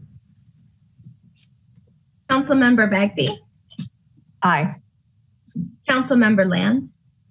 Aye. Councilmember Walter. Aye. And Acting Mayor Cruz. Aye. Madam Mayor, I'd like to offer the second resolution by title only, please. I'll second that. Resolution of the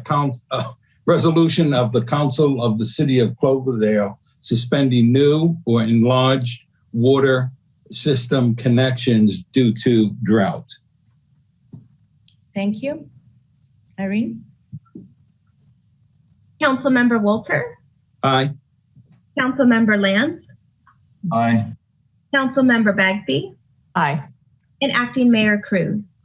Aye. Thank you very much.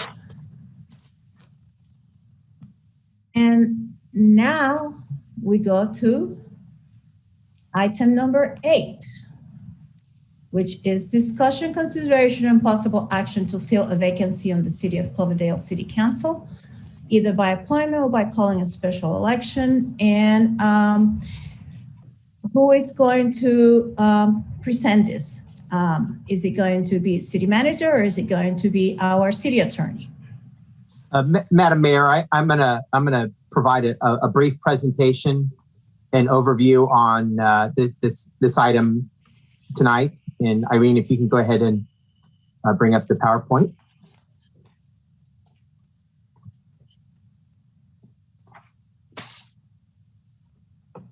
Okay, good evening, Mayor, members of council. Again, I'm David Kelly, your city manager, and joining me in the presentation tonight will be both our city attorney, Jose Sanchez, and Irene Camacho Werby, our city clerk. The discussion item tonight is consideration and possible action to fill a vacancy on the City of Cloverdale City Council. Irene, next slide. By way of background, on May 3rd of this year, a council vacancy occurred through the resignation of council member and mayor Jason Turner. in accordance with the California Government Code or state law, Gov Code Section 3652B requires the council within 60 days from announcement of the vacancy to do one of two things. And that is either fill the vacancy by an appointment or call for a special election. And through the rest of the presentation, I'll identify those as option 1 and option 2. Next slide.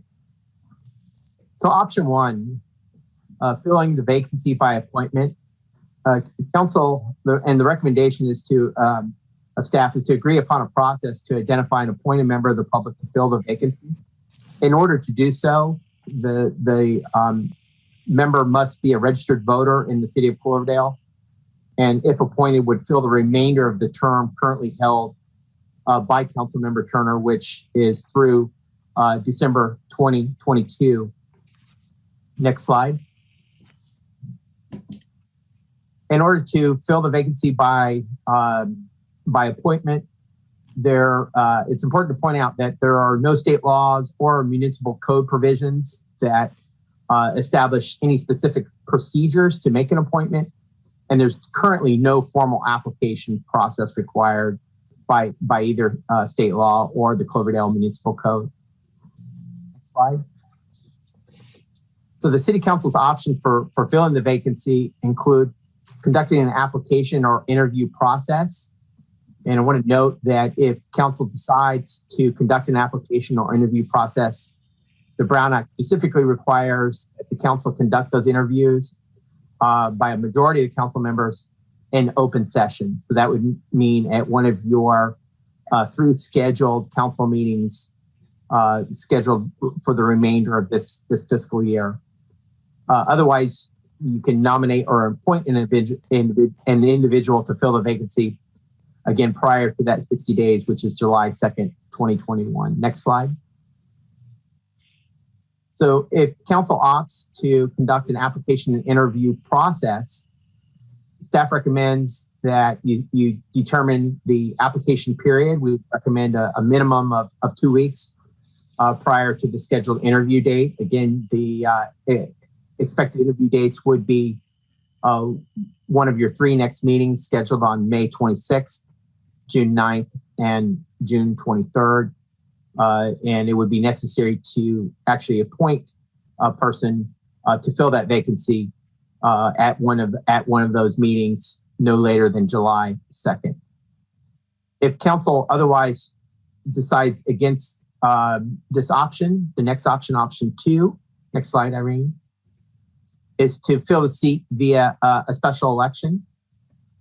In order to do so, it'd be required of council to hold a special election.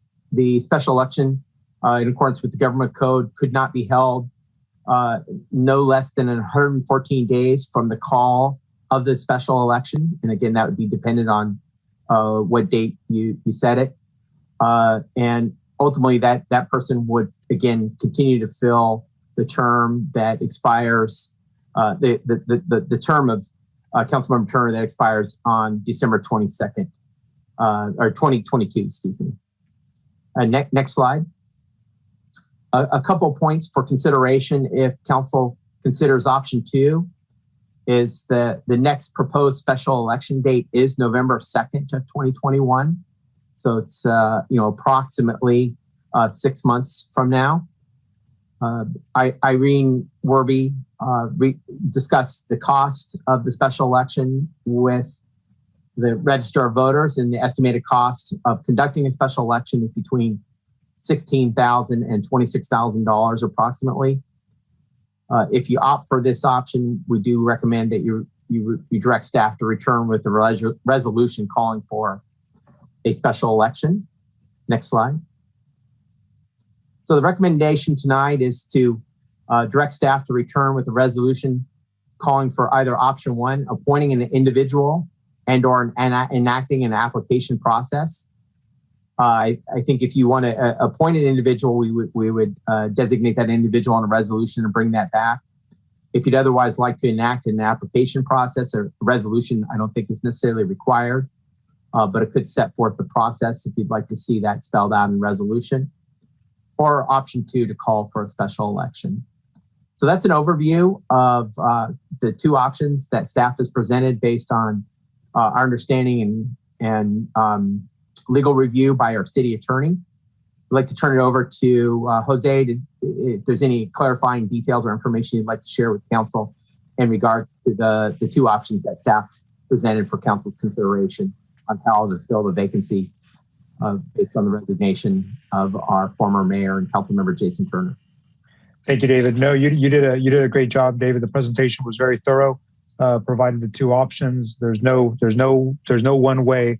It's just appointment or special election, and no one way to do the appointment. So that was a great presentation. Happy to answer questions.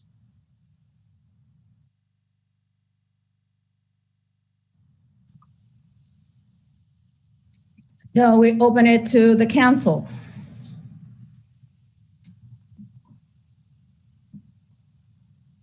Come on, you're not going to be totally quiet here. Yes, Councilmember Walter. Thank you. Melanie, do you want to go ahead of me? No, I don't need to. Okay, thank you. No, you always complain I jump right in and go first. So I don't think there's any video record of that, Gus. Okay. Well, I have to tell you, I'm really saddened to see Councilmember Turner leave the city council. But I understand family comes first, and that's what he has to do. I only hope someday he decides that he wants to run again. I was just amazed how he runs his meetings as the mayor. They're lighthearted, to the point, and just has a lot of fun with it. So I hope he comes back again to the council. Well, in looking at the options from this council member's viewpoint, to spend $16,000 to $26,000 for a special election, I don't think that that's necessary based on the pool of qualified individuals that we have already in the city. I look back down the roll of former council members, and for no particular reason of mentioning, we have Bob Cox, we have Mary Ann Brigham, we have Carol Russell, we have Joe Paula, we have other individuals that would do an ideal job, Mike Nixon, former council member.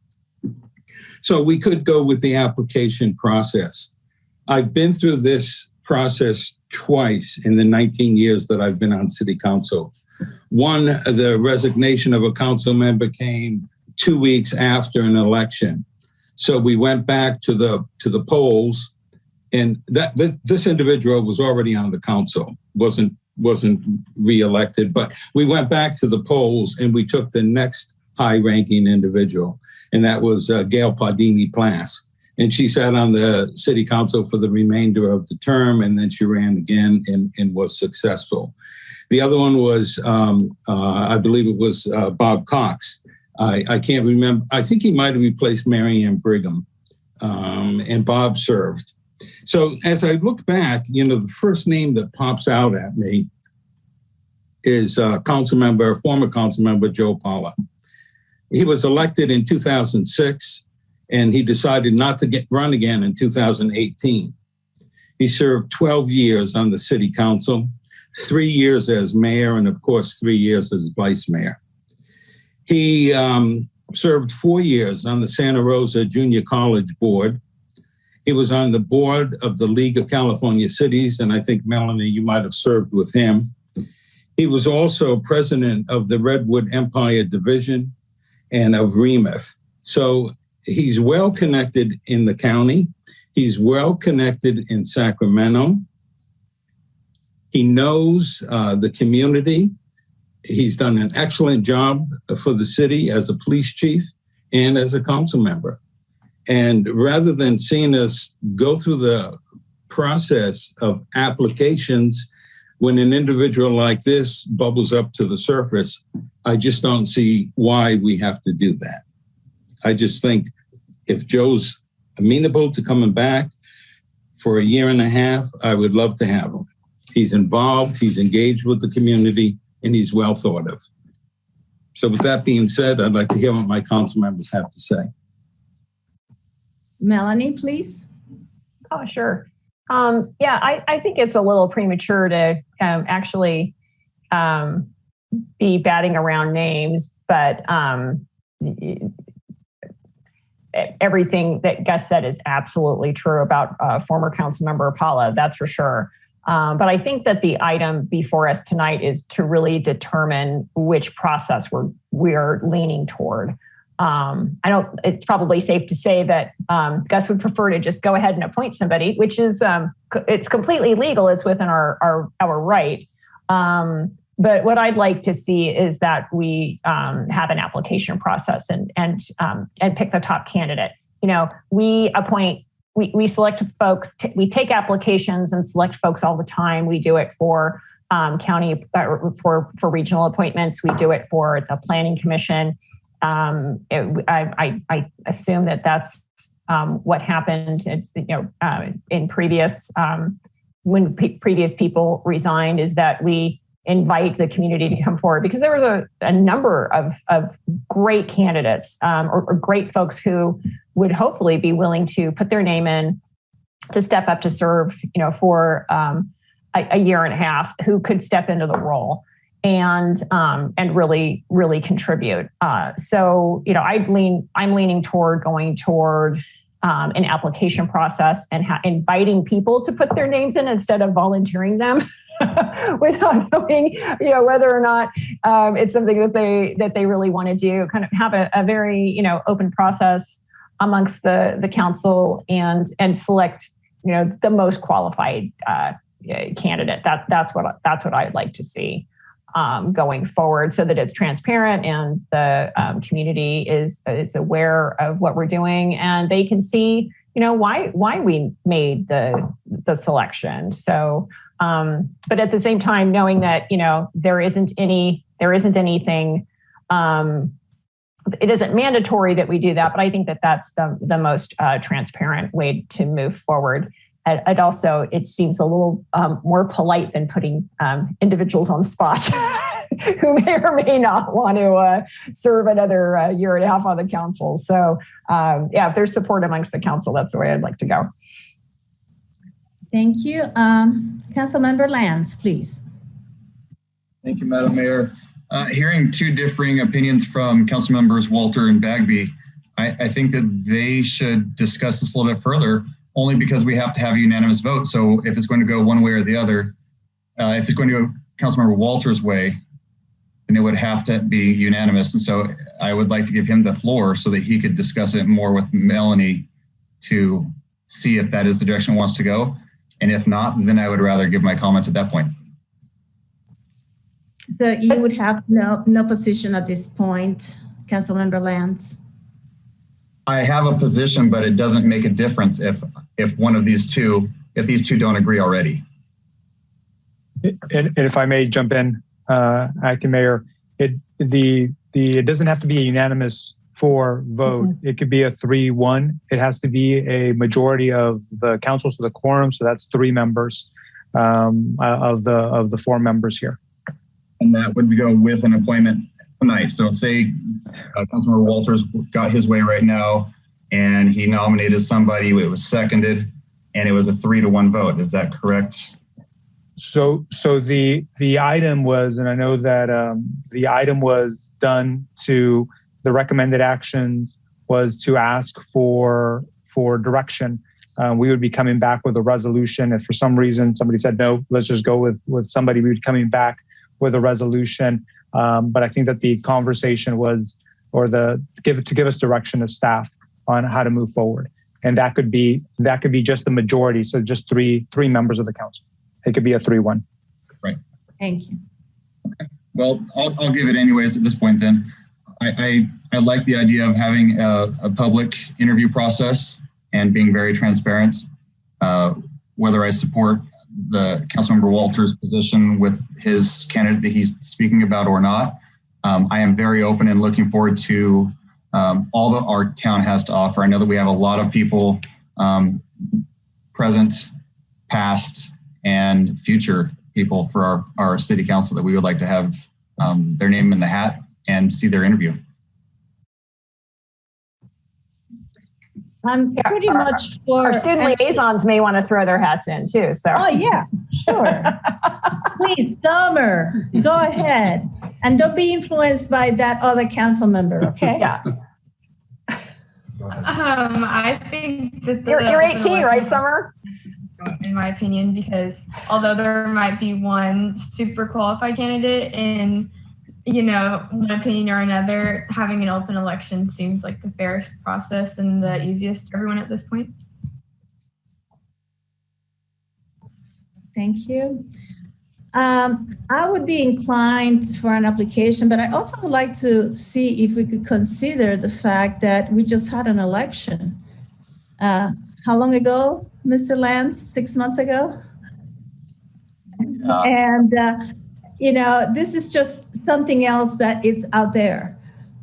So we could appoint someone, we could have an application, and I think in some instances and other councils, they have also chosen the next runner-up.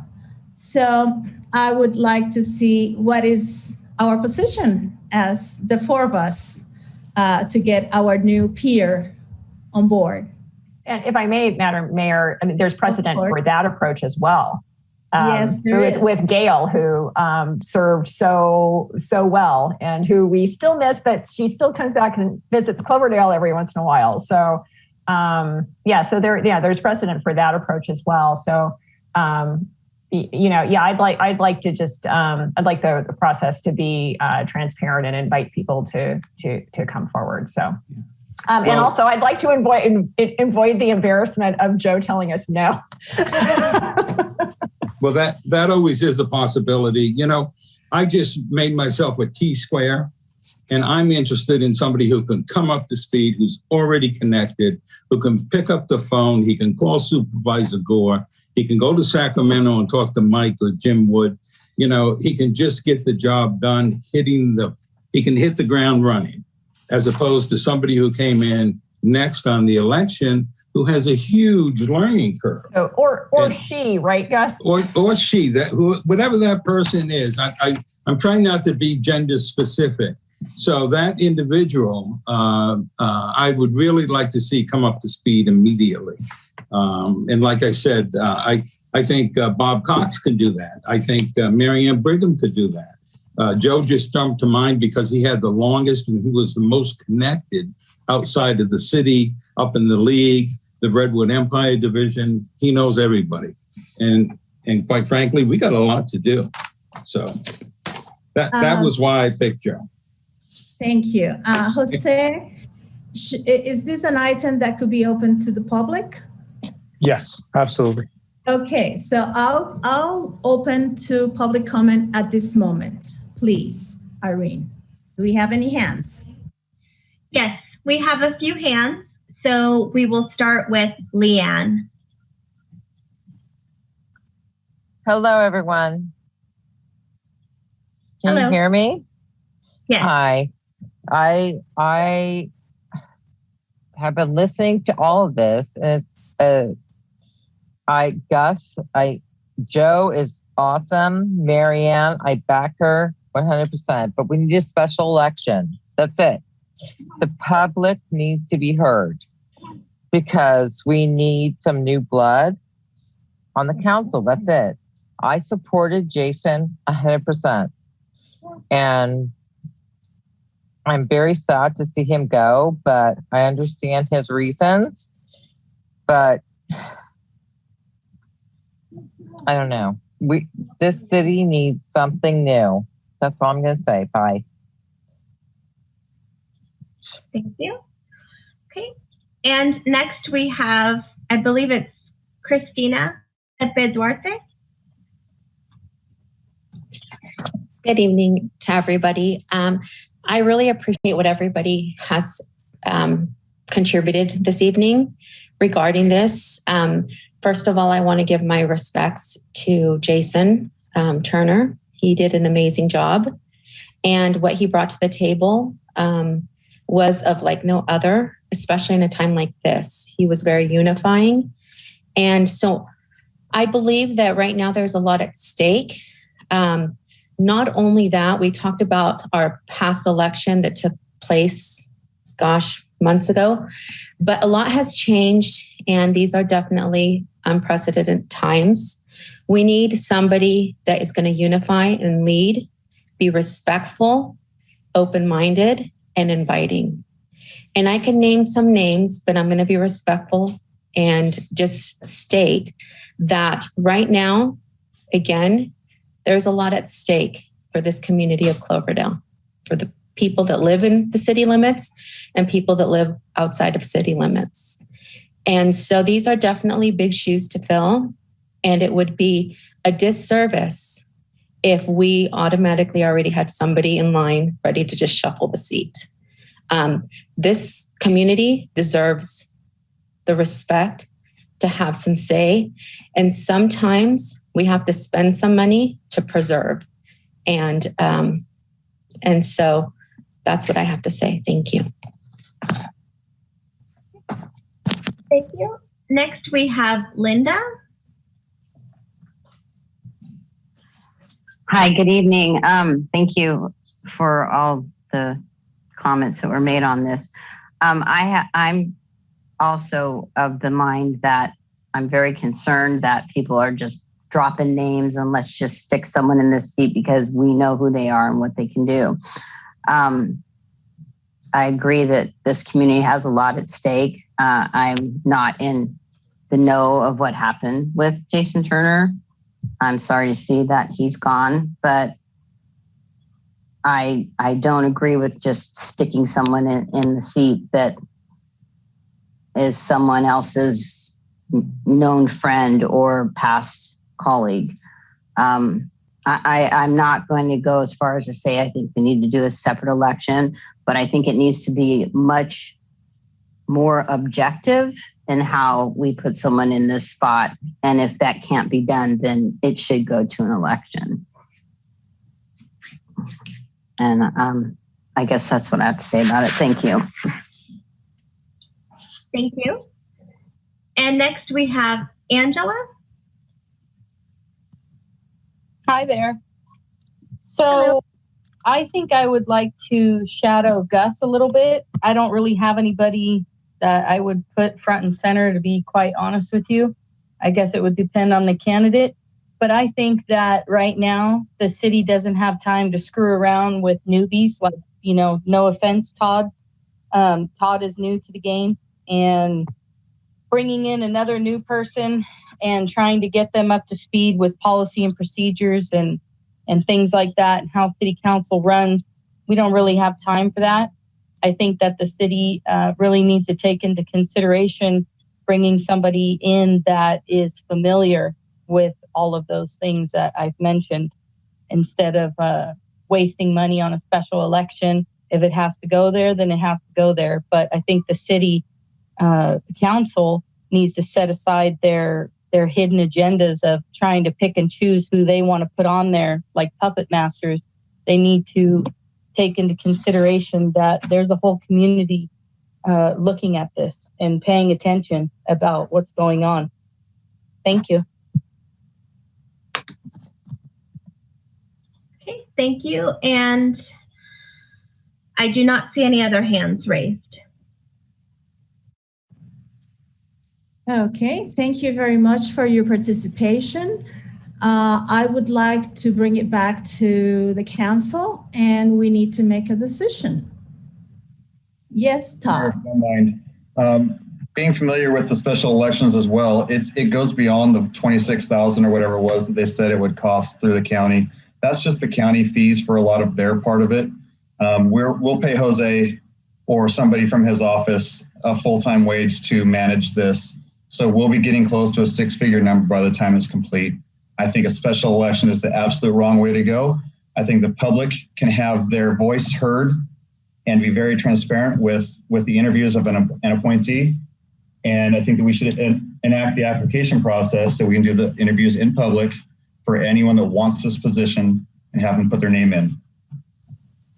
Jose, may I ask what would be the process if there would be public participation, or does it stay with the council members?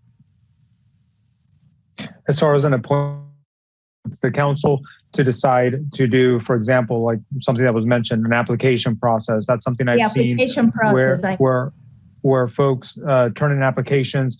There's a determination by the council, put out at request people to submit applications by X date. Then you could have interviews. Again, there's no one way, but the interviews, the interviews would have to be in an open meeting just like this.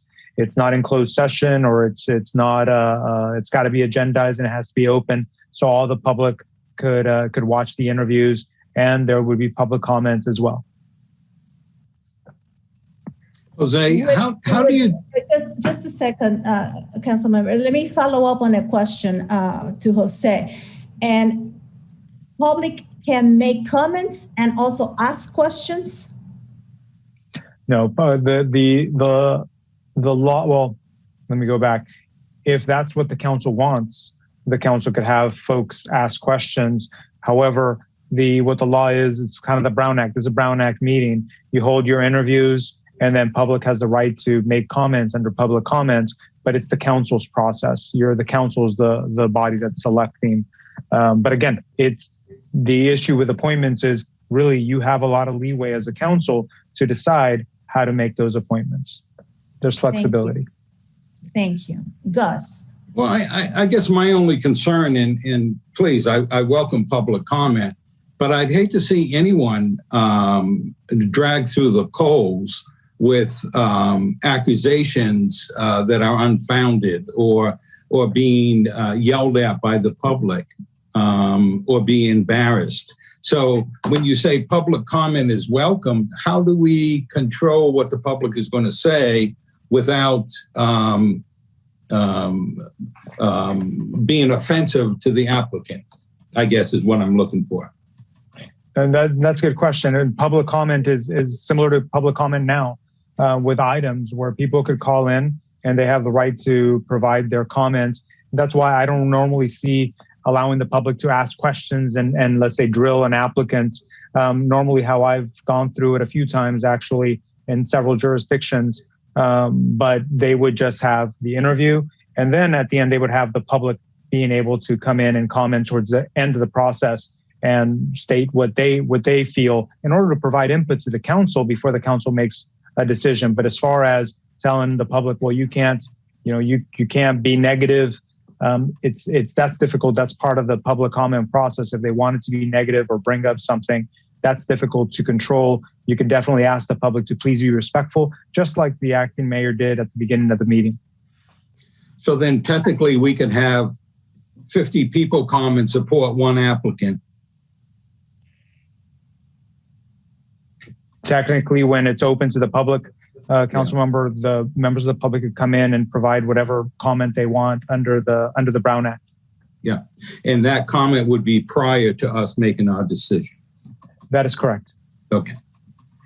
And Jose, I would like to know, in other jurisdictions, have people been invited to submit questions to council so that they could be taken into account when interviewing the individual? I have not had that experience.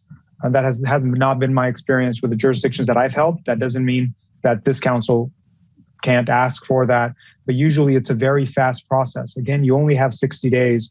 So usually what I see is there's usually some questions already set up. And I think that, I know Irene has done a great job of, looking at other applications that folks have already put out there as far as different questions and a questionnaire similar to, and I know it's in the staff report as well, many suggested information or questions as a starting point. Again, that's a starting point to get information on the applicants.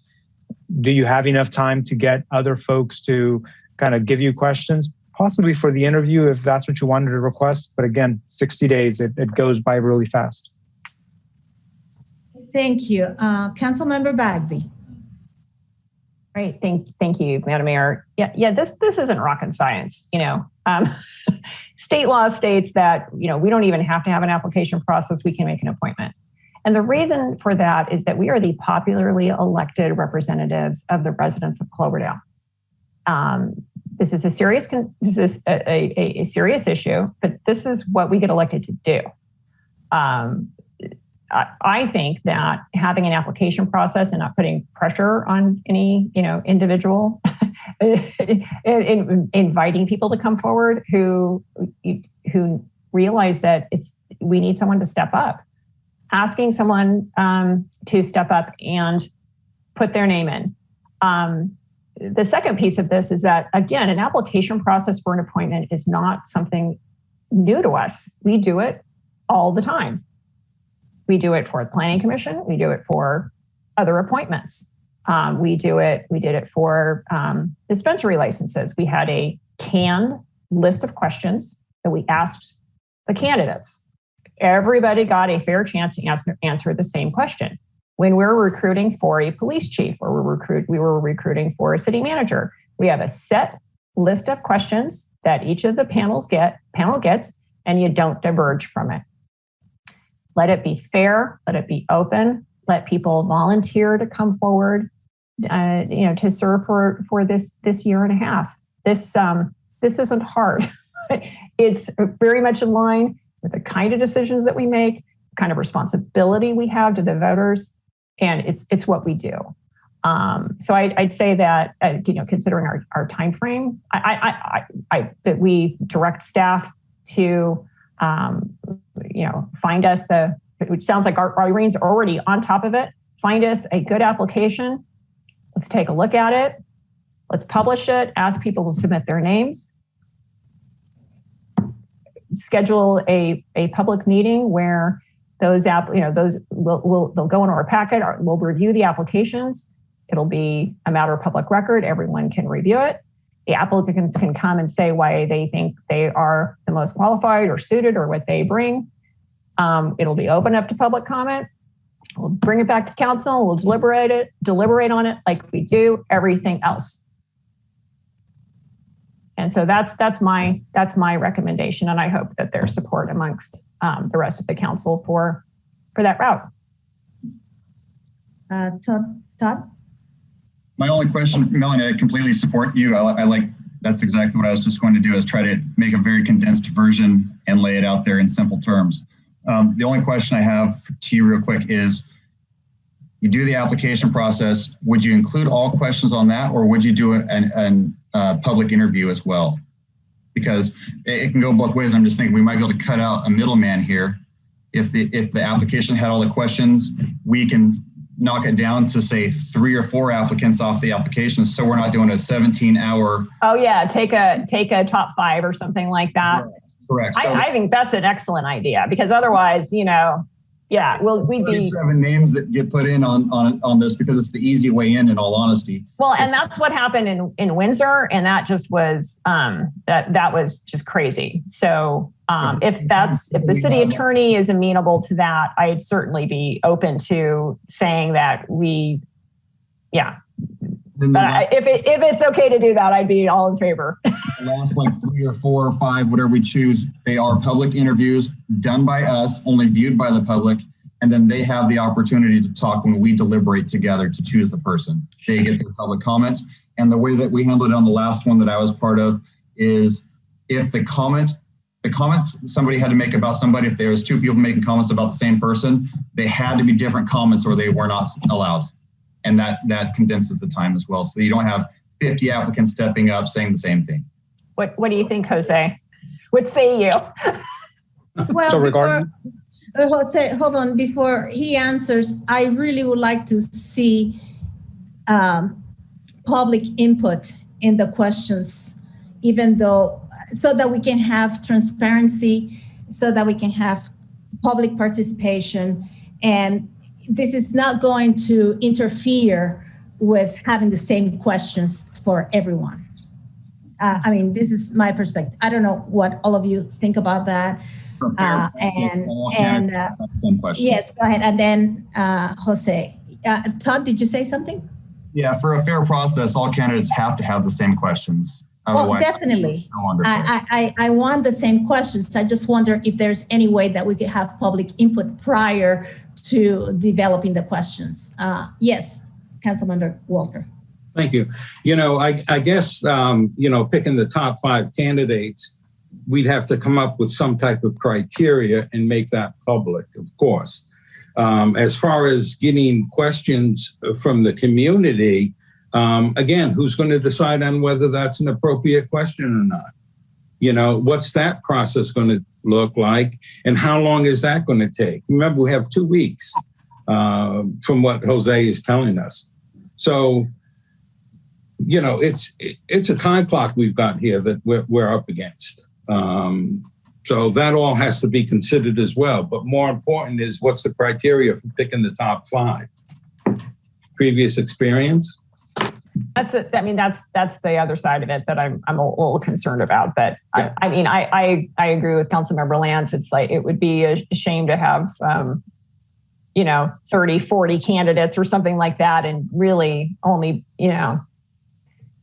and spend hours on it when there are maybe 5 candidates, or just say just for the sake of having a number, that there are maybe 5 candidates who who we would want to consider. So it's a tough one. I mean, the state does not really help us out with this. It's very arbitrary, and we're trying. We actually have to create our own system for this. But at the same time, we have a system for this. We do this all the time. We hire the police chief. We hire the city manager.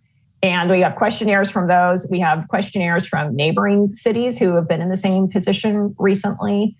And we appoint planning commissioners. So again, it's like, we could just base it on an existing process that we have.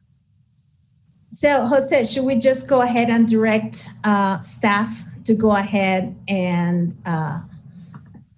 go for the application process and work on the guidelines, criteria, etc.? Or do you have something else to advise to us? So just going back, answering the question that came up regarding limiting the number, that's absolutely legal. I've been through a process where in a jurisdiction where they received many applications. They wouldn't be able to interview everyone. It would take a long time, but they ended up choosing, let's say, top 5, whatever they decided. And really, it was done by deliberation of the council.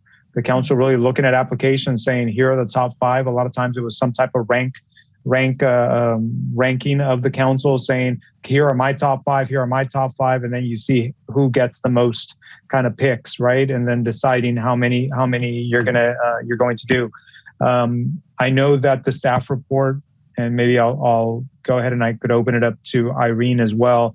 There were some kind of also deadlines and some just sketching out, given the meetings that we have, but a potential schedule.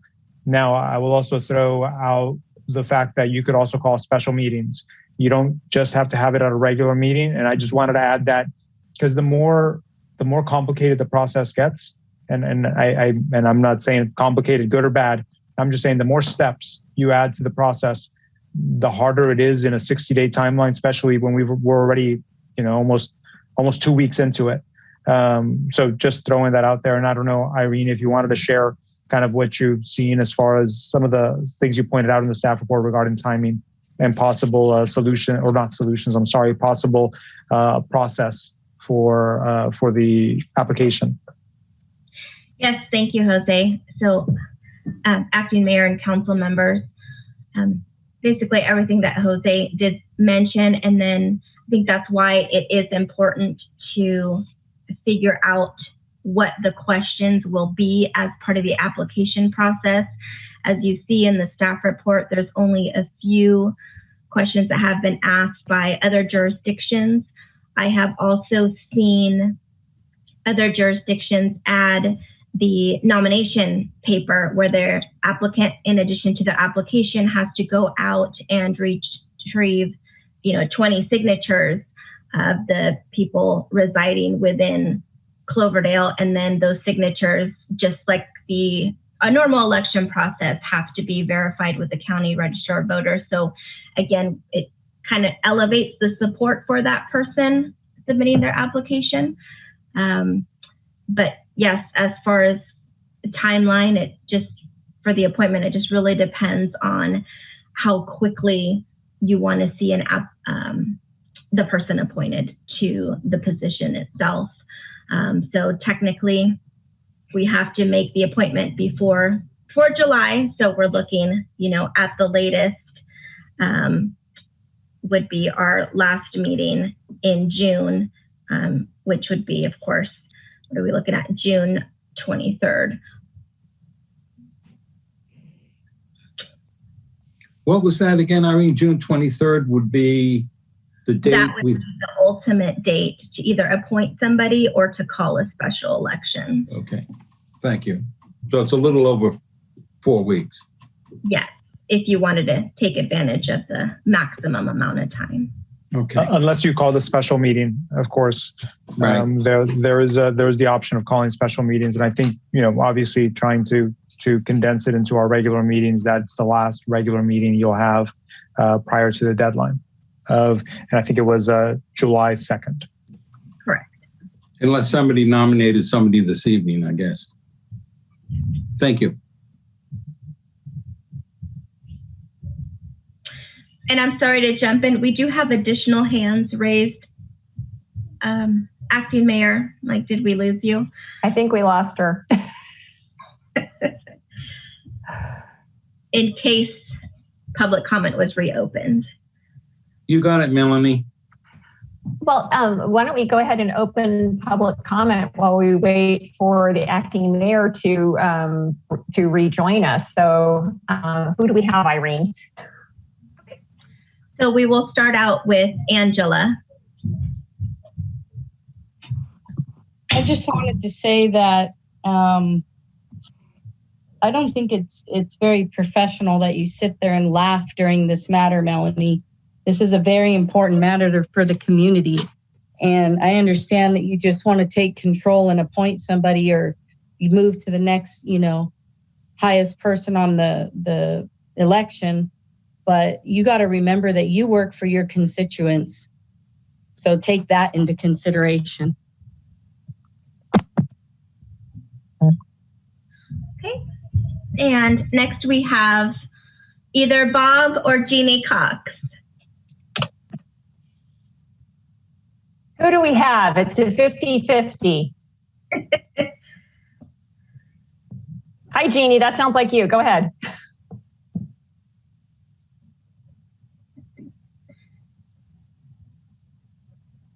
Are you on mute, Jeannie? Yeah. Bob, can you hear me? Okay. Can you hear me? Yep, go ahead. Okay. There's nothing in Brown Act or anything like that that would preclude existing council members to maybe talk one-on-one with people that they think might be a good fit on the council, and encourage them as quickly as possible to get an application and get it submitted with 20 signatures in the next week or so. Jose, can you answer that? Nothing would preclude individual communications or contacts as long as it doesn't create some type of serial meeting where we have several council members communicating through other folks. But just what you explained or how you explained it, individual council member approaching a potential candidate, asking them to submit an application or whatnot, that's not illegal. Okay, thank you. Thanks for your question, Jeannie. And no other hands are raised. Great. Do we have the acting mayor back yet? I do not see her. Okay. So I'll go ahead and bring it back to the council. Gus or Councilmember Walter or Councilmember Lands, do you have any other Thank you. Final thoughts? Thank you, Acting Mayor. I just want to say, Irene, I hear what you're saying with the 20 signatures. I think that would be ideal.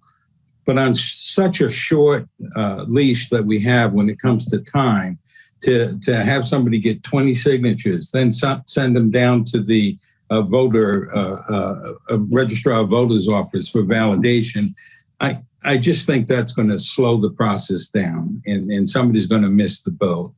So I would prefer if we have to do any application process as opposed to just selecting somebody this evening. I think that should be precluded from the way we do it. So, but I hear what you're saying. It would be a good idea. I just don't think we have the time. Yeah, Councilmember Lance.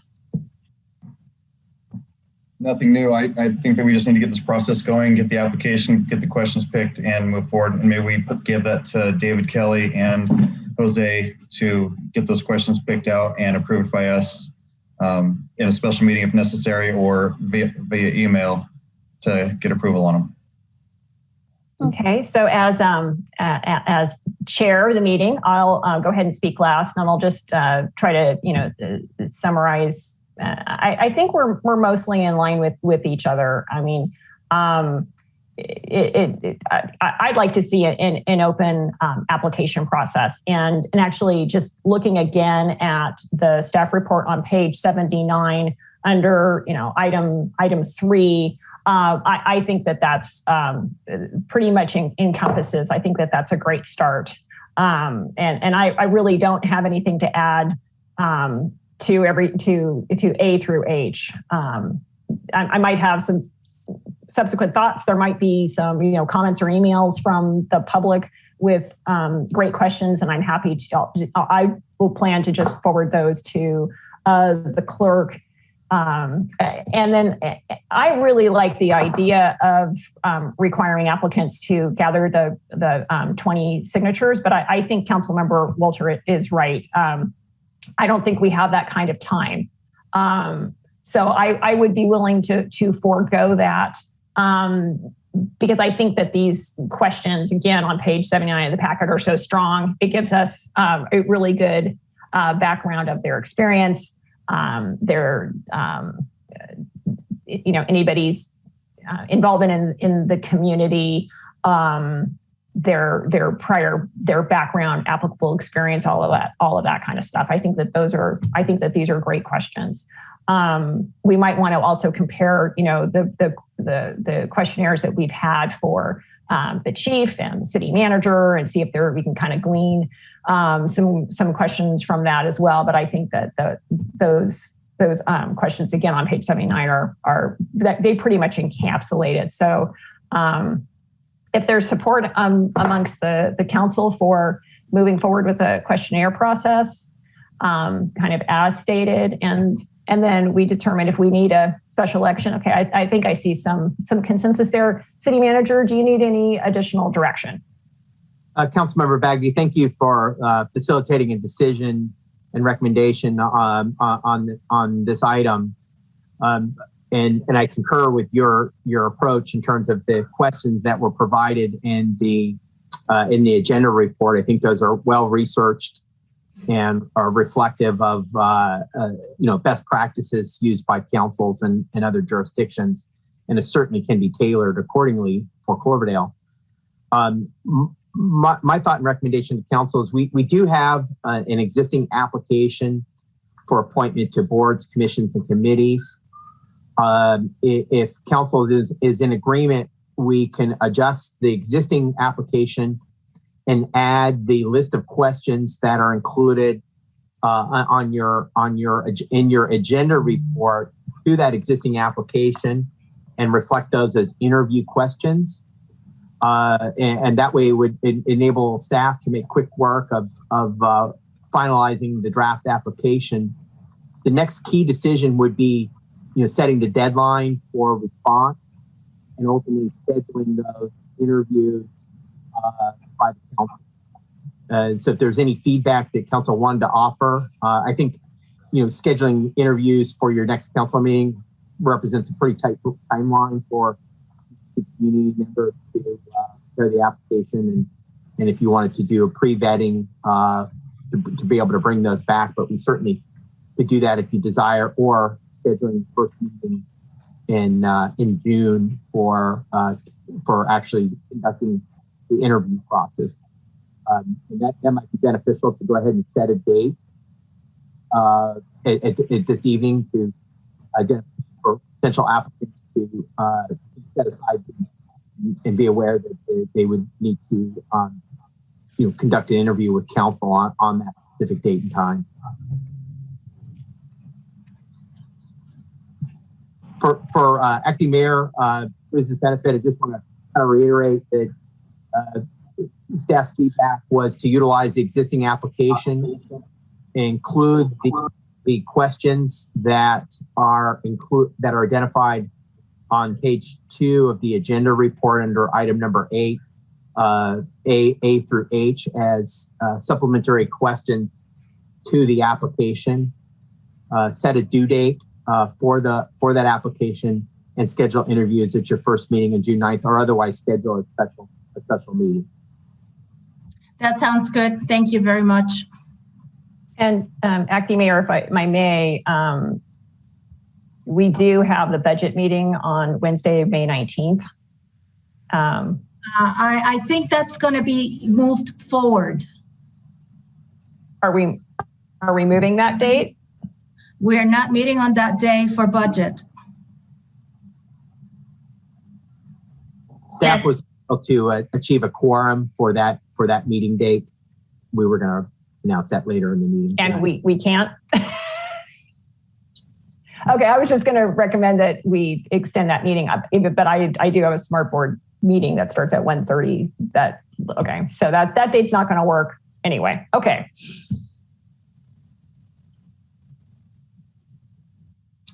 As soon as possible. So I think the action we hear council making tonight, and I would recommend if we'll memorialize this with a motion as to direct staff to complete a draft application and make that available as soon as possible to the community, and set interview dates at the first meeting in June. So moved. Are we going to have an opportunity to review that application? Staff can finalize the application and provide that to council for review. It'll be important that you don't communicate with one another to avoid any Brown Act considerations. Absolutely. We could, if you just so desire, bring the application package back to council at your May 26th meeting for immediate release, and then subsequent scheduling of interviews at the next meeting on June 9th. Yeah, don't you think that would take too much time, waiting that long to get it to us? I think time is of the essence, and we'd want to complete the application sooner. I just want to make sure we offer the opportunity for council, if they so desire, to review the application. We need, David, I'm sorry to interrupt you, but we have a motion on the floor. We need to move on that. Can I just real quick, maybe adding to that motion? It's yes. If everybody's comfortable with the questions in page 79 of the packet under section 3, A through H, if everybody's comfortable there, I think what David mentioned was staff was going to get it out. And I think that what's missing here is I guess in the staff report, imagining a 2-week kind of application or kind of return date to return it as soon as possible. One caveat I'll add, instead of just saying, the first meeting in June, if we get a lot of applications, potentially calling a special meeting in order to narrow them down. Sorry, just making it even more complicated, right? But just starting to think, if you're comfortable with those questions, with a 2-week turnaround time for the application, I think staff would need to get moving on that pretty quick if you're comfortable. Yeah, I'm fine with that. I am too. Todd? I'm absolutely fine with that. Okay. So is there a second for the motion? I'll second the motion. Irene? Irene? Could you call on? My mouse is slowly crawling. Thank you. Councilmember Bagby. Aye. Councilmember Lands. Aye. Councilmember Walter. Yeah. And Acting Mayor Cruz. Yes, thank you. Okay, so you have direction, David. Thank you, Madam Mayor. All right, so now we need to move to item number 9. How should we proceed on this, Jose? Madam Mayor, I'm prepared to just give a brief agenda report, and then council can deliberate if you like. Okay. So just an overview, and I think it's beneficial for the community. You know, every year the council selects a mayor and vice mayor. That's traditionally done at the first meeting in December for initiation of service, starting in the first meeting in January of the following year. And that follows the process as set forth in the adopted governance manual. The role of the mayor is really to preside over the meetings, as you've done tonight, Madam Mayor, to represent the council and the community at ceremonial events, as well as to sign official documents, including ordinances and resolutions. The vice mayor serves in the capacity as mayor when the mayor is not present, and can often attend meetings that represent the city and regional boards, as well as preside over meetings when the mayor is not available. As with the resignation of the formerly appointed mayor, the mayor's seat is currently vacant, though in her capacity as vice mayor, Marta Cruz is serving as our acting mayor. So the decision before you tonight is whether you would like to formally appoint a mayor to serve in that role. And if you should decide to do that, and it happens to be Vice Mayor Cruz, then it would be also necessary to backfill that position with an appointment. You're not required to appoint a mayor tonight. Councilmember Cruz, Vice Mayor Cruz, Acting Mayor Cruz can continue to serve in the capacity as acting if that serves the interests of council and Madam Mayor is willing to do so.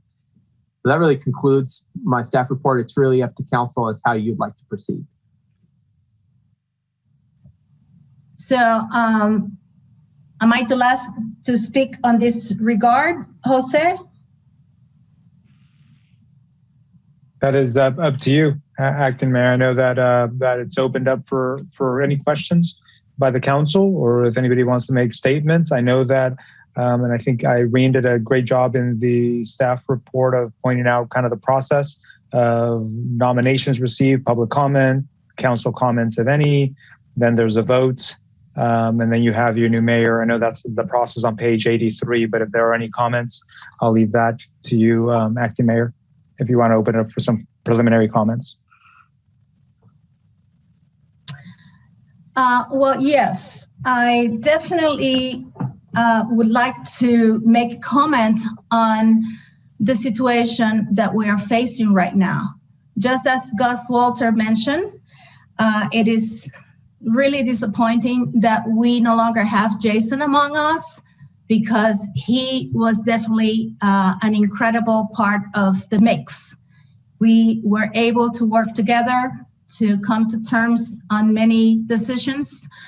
And at this point, I have to say that I welcome the opportunity to become mayor and to continue to serve Cloverdale.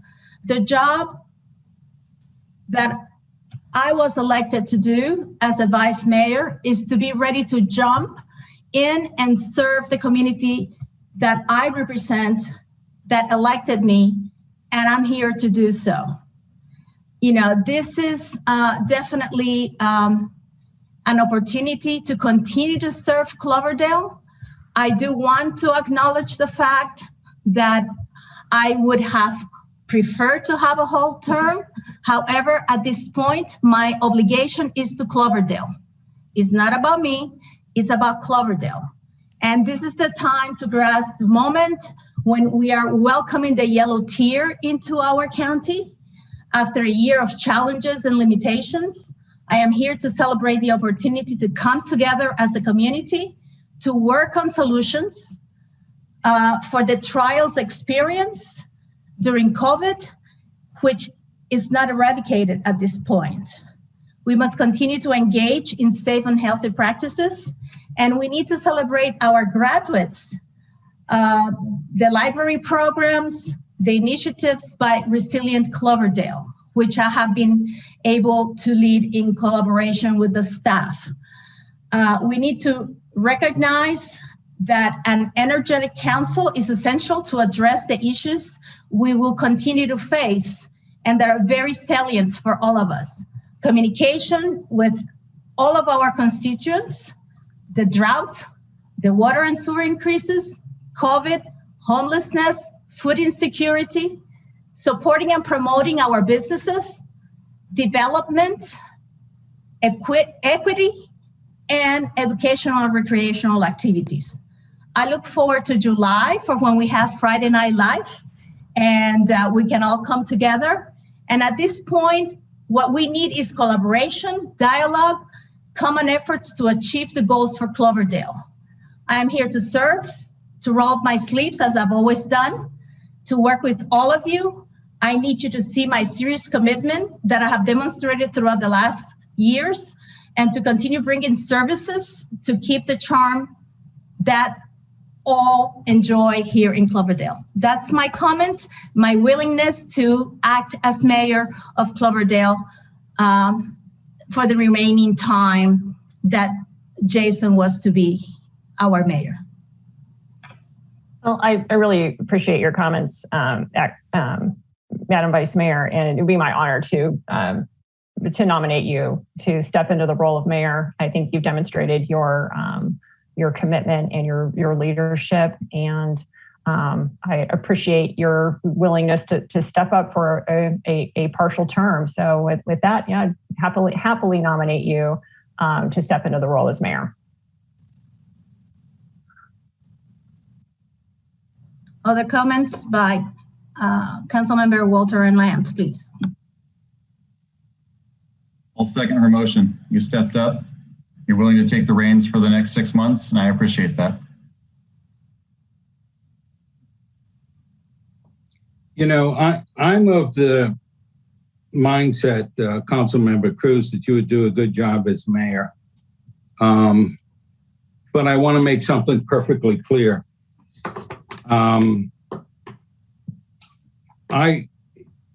When December comes around and it's time to appoint a mayor, chances are I'm not going to be able to support you, because I believe that being the mayor of a city, especially of Cloverdale, is an honor and a privilege that should be shared equally amongst all council members. The city of Windsor a couple of years ago appointed Dominic to be mayor 2 years in a row, and I didn't think that was fair. Somebody was cheated out of their chance to be the mayor. So just as long as you understand, as it looks to me right now, come December, I wouldn't be able to support you again as mayor. It would be time for somebody else to have that honor and that privilege to represent our city. So I'd also like to see if there's any comments in the audience as well. But I will support you this evening to be mayor.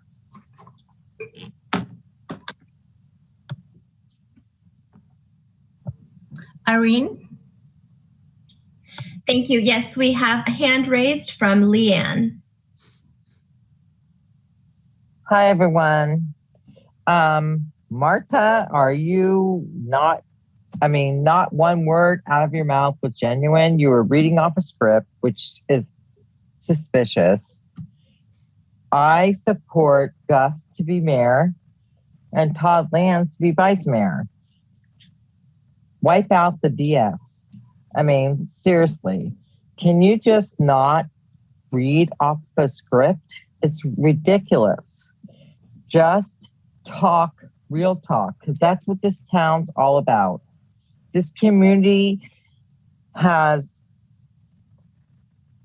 succumbed to fires, power outages, everything. And you don't give a GD about any of that. Because I'll tell you this, I can't. You're fake, you're phony, that's it.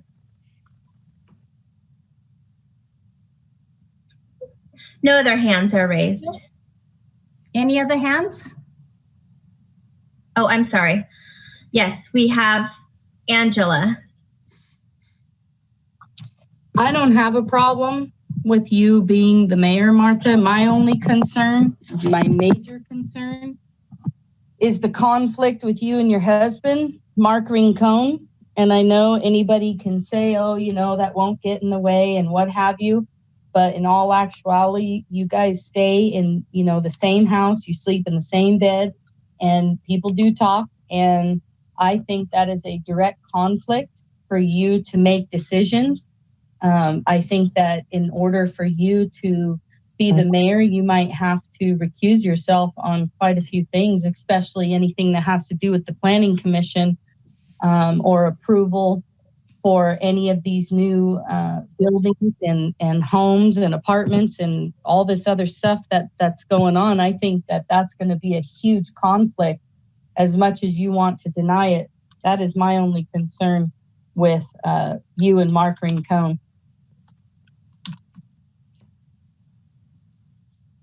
Thank you, Angela. Any other comments, Irene? No other comments.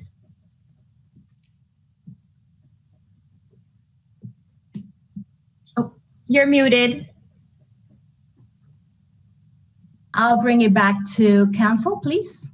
And Madam Mayor, there is a motion on the floor and a second. Okay, Irene? Okay. Councilmember Walter? Aye. Councilmember Bagby? Aye. Councilmember Land? You're muted, Todd. Aye. Thank you. And Acting Mayor Cruz? Aye. Thank you. I knew you were going to vote for you.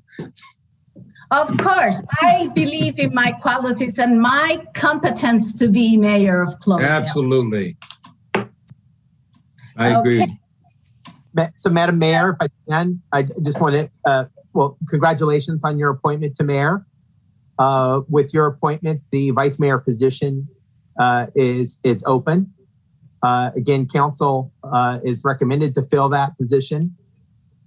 And so you may want to deliberate following the process that you did for the mayor position. Open to the floor. I open the floor. Gus? You know,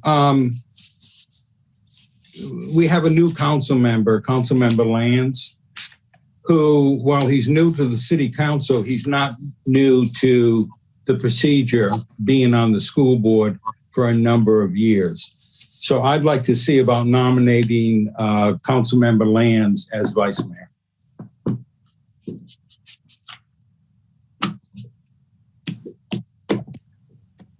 Melanie and Todd, please. I'll just make a quick comment. Gus, you're talking about not running next time. So if you're wanting to be mayor one more time, you've earned that privilege. And so, well, thank you, Todd. But you know, I've had my share of being the mayor and the vice mayor. You know, it's time for somebody else to take over those roles.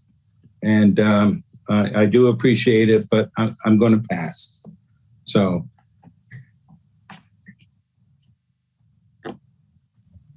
Melanie?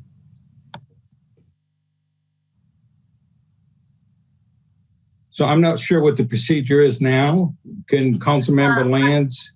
I'm sorry. Just a second. I think that Melanie has a comment. Are you on mute, Melanie?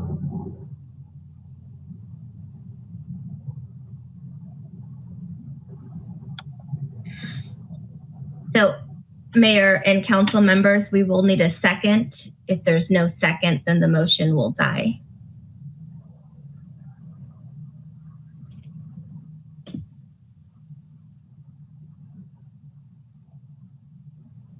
Point of order. Can Councilmember Land second himself? Yes, he can.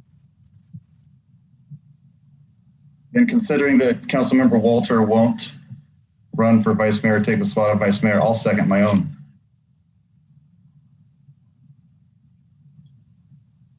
Okay, then I'll call a roll call.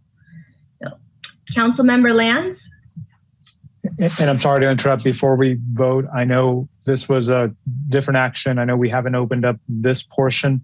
I don't know, and I'll leave it up to the mayor. Maybe we should want to get public comments, given that it's a different action now that we're talking about. I don't think anybody talked about the vice mayor selection. Thank you, Jose. Go ahead, Irene. Okay, just no hands are raised for this action item. So I will follow with the roll call. So, Councilmember Lands? Aye. Councilmember Bagsby? Recuse. Councilmember Walter? Unmute there, Councilmember Walter. Aye. Thank you. And Mayor Cruz? Aye. Thank you. That passes.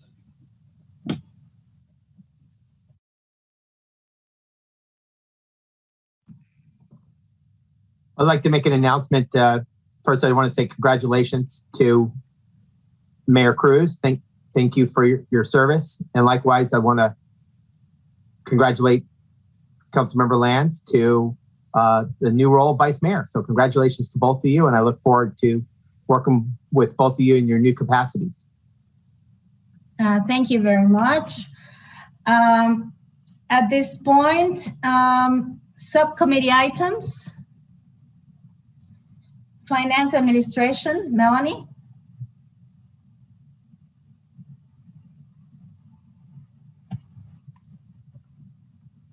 Sorry, we meet June 7th at 5 p.m.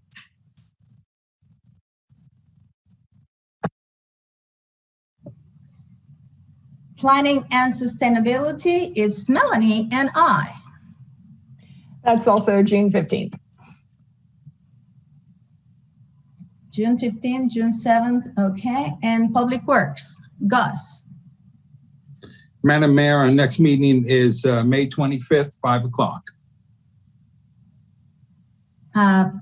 Vice Mayor Lands. Joint City School. So the City and Schools Subcommittee meets on the 17th. Right now, the gym at Washington School is scheduled to be completed about the third quarter of this year. And the 2-story 12 classroom building at Jefferson School is scheduled to be completed right around Christmas time for the teachers to move in of this year.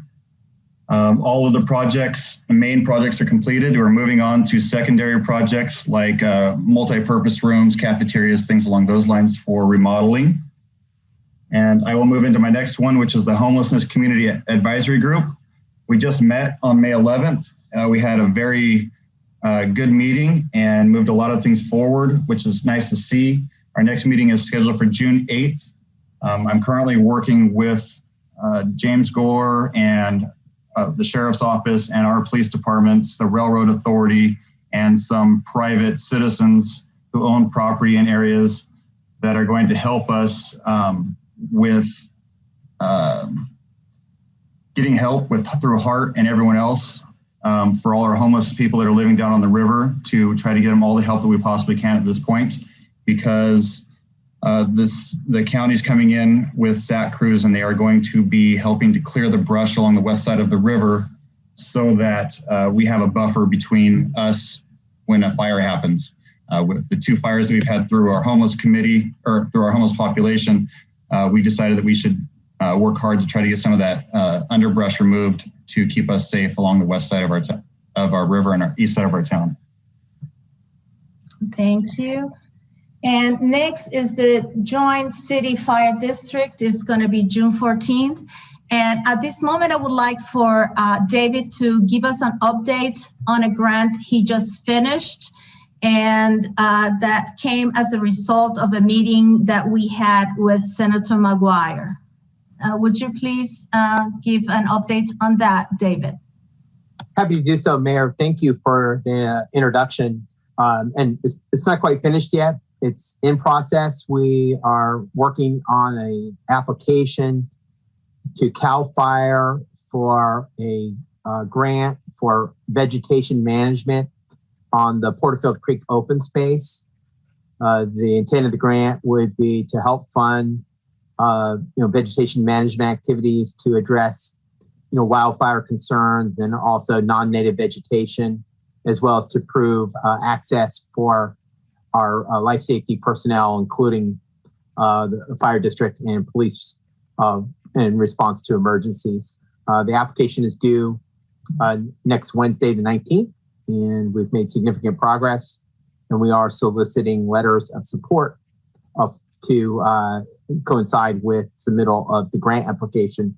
So if there's any parties that you're aware of that would be willing to write a letter of support and can get it by Monday of next week, we'll be happy to include that with our grant application.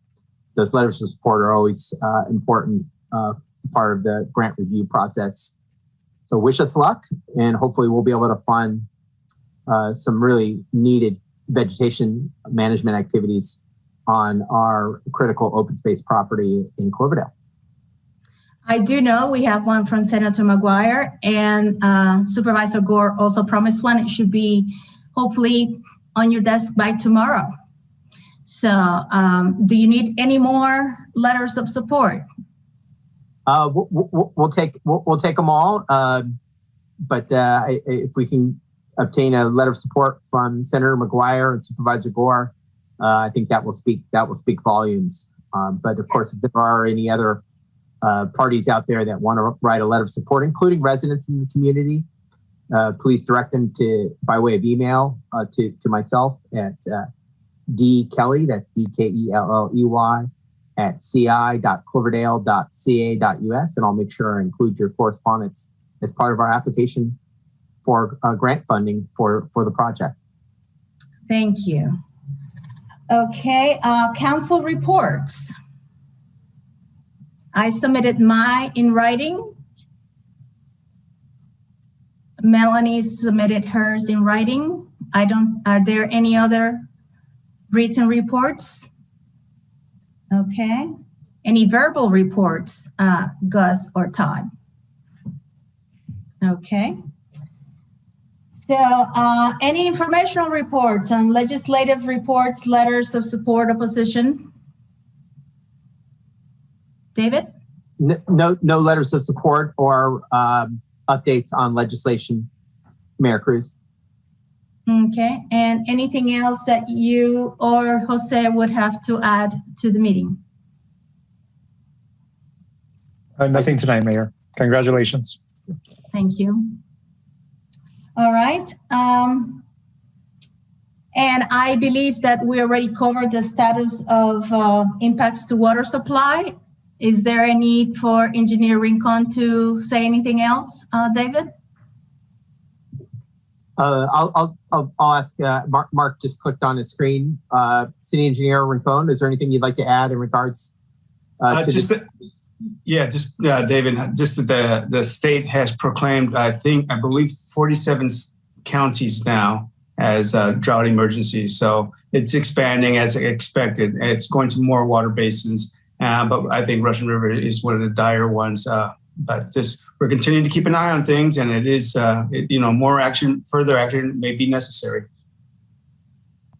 And we continue to provide updates on our water supply in our weekly Cloverdale newsletter. I would encourage the community who's listening in, if you haven't already, to sign up for receipt of those newsletters. You can do that by clicking on the Notify Me button on our homepage at cloverdale.net. There are other important updates about the community. but we're really focusing on communication around drought conditions and water flow conditions in the Russian River watershed. And it's a great source of information for the community. All right, that's definitely a plus for us. And we are going to come up with some door-to-door information for our constituents, because we are very aware that there are many problems and not everybody is connecting to the internet as we would wish. So at this moment, we already know about the current emergency. Any direction on future agenda items? We will be able to meet with you, David. Vice Mayor Lance and I will make sure to provide some future direction for the next meeting. So if there are no other comments by the council, I thank you for your participation. I welcome the trust that you have deposited on me tonight, and we will continue to work to make Cloverdale what it is to all of us, a great place to live. So thank you very much and good evening. This meeting is adjourned.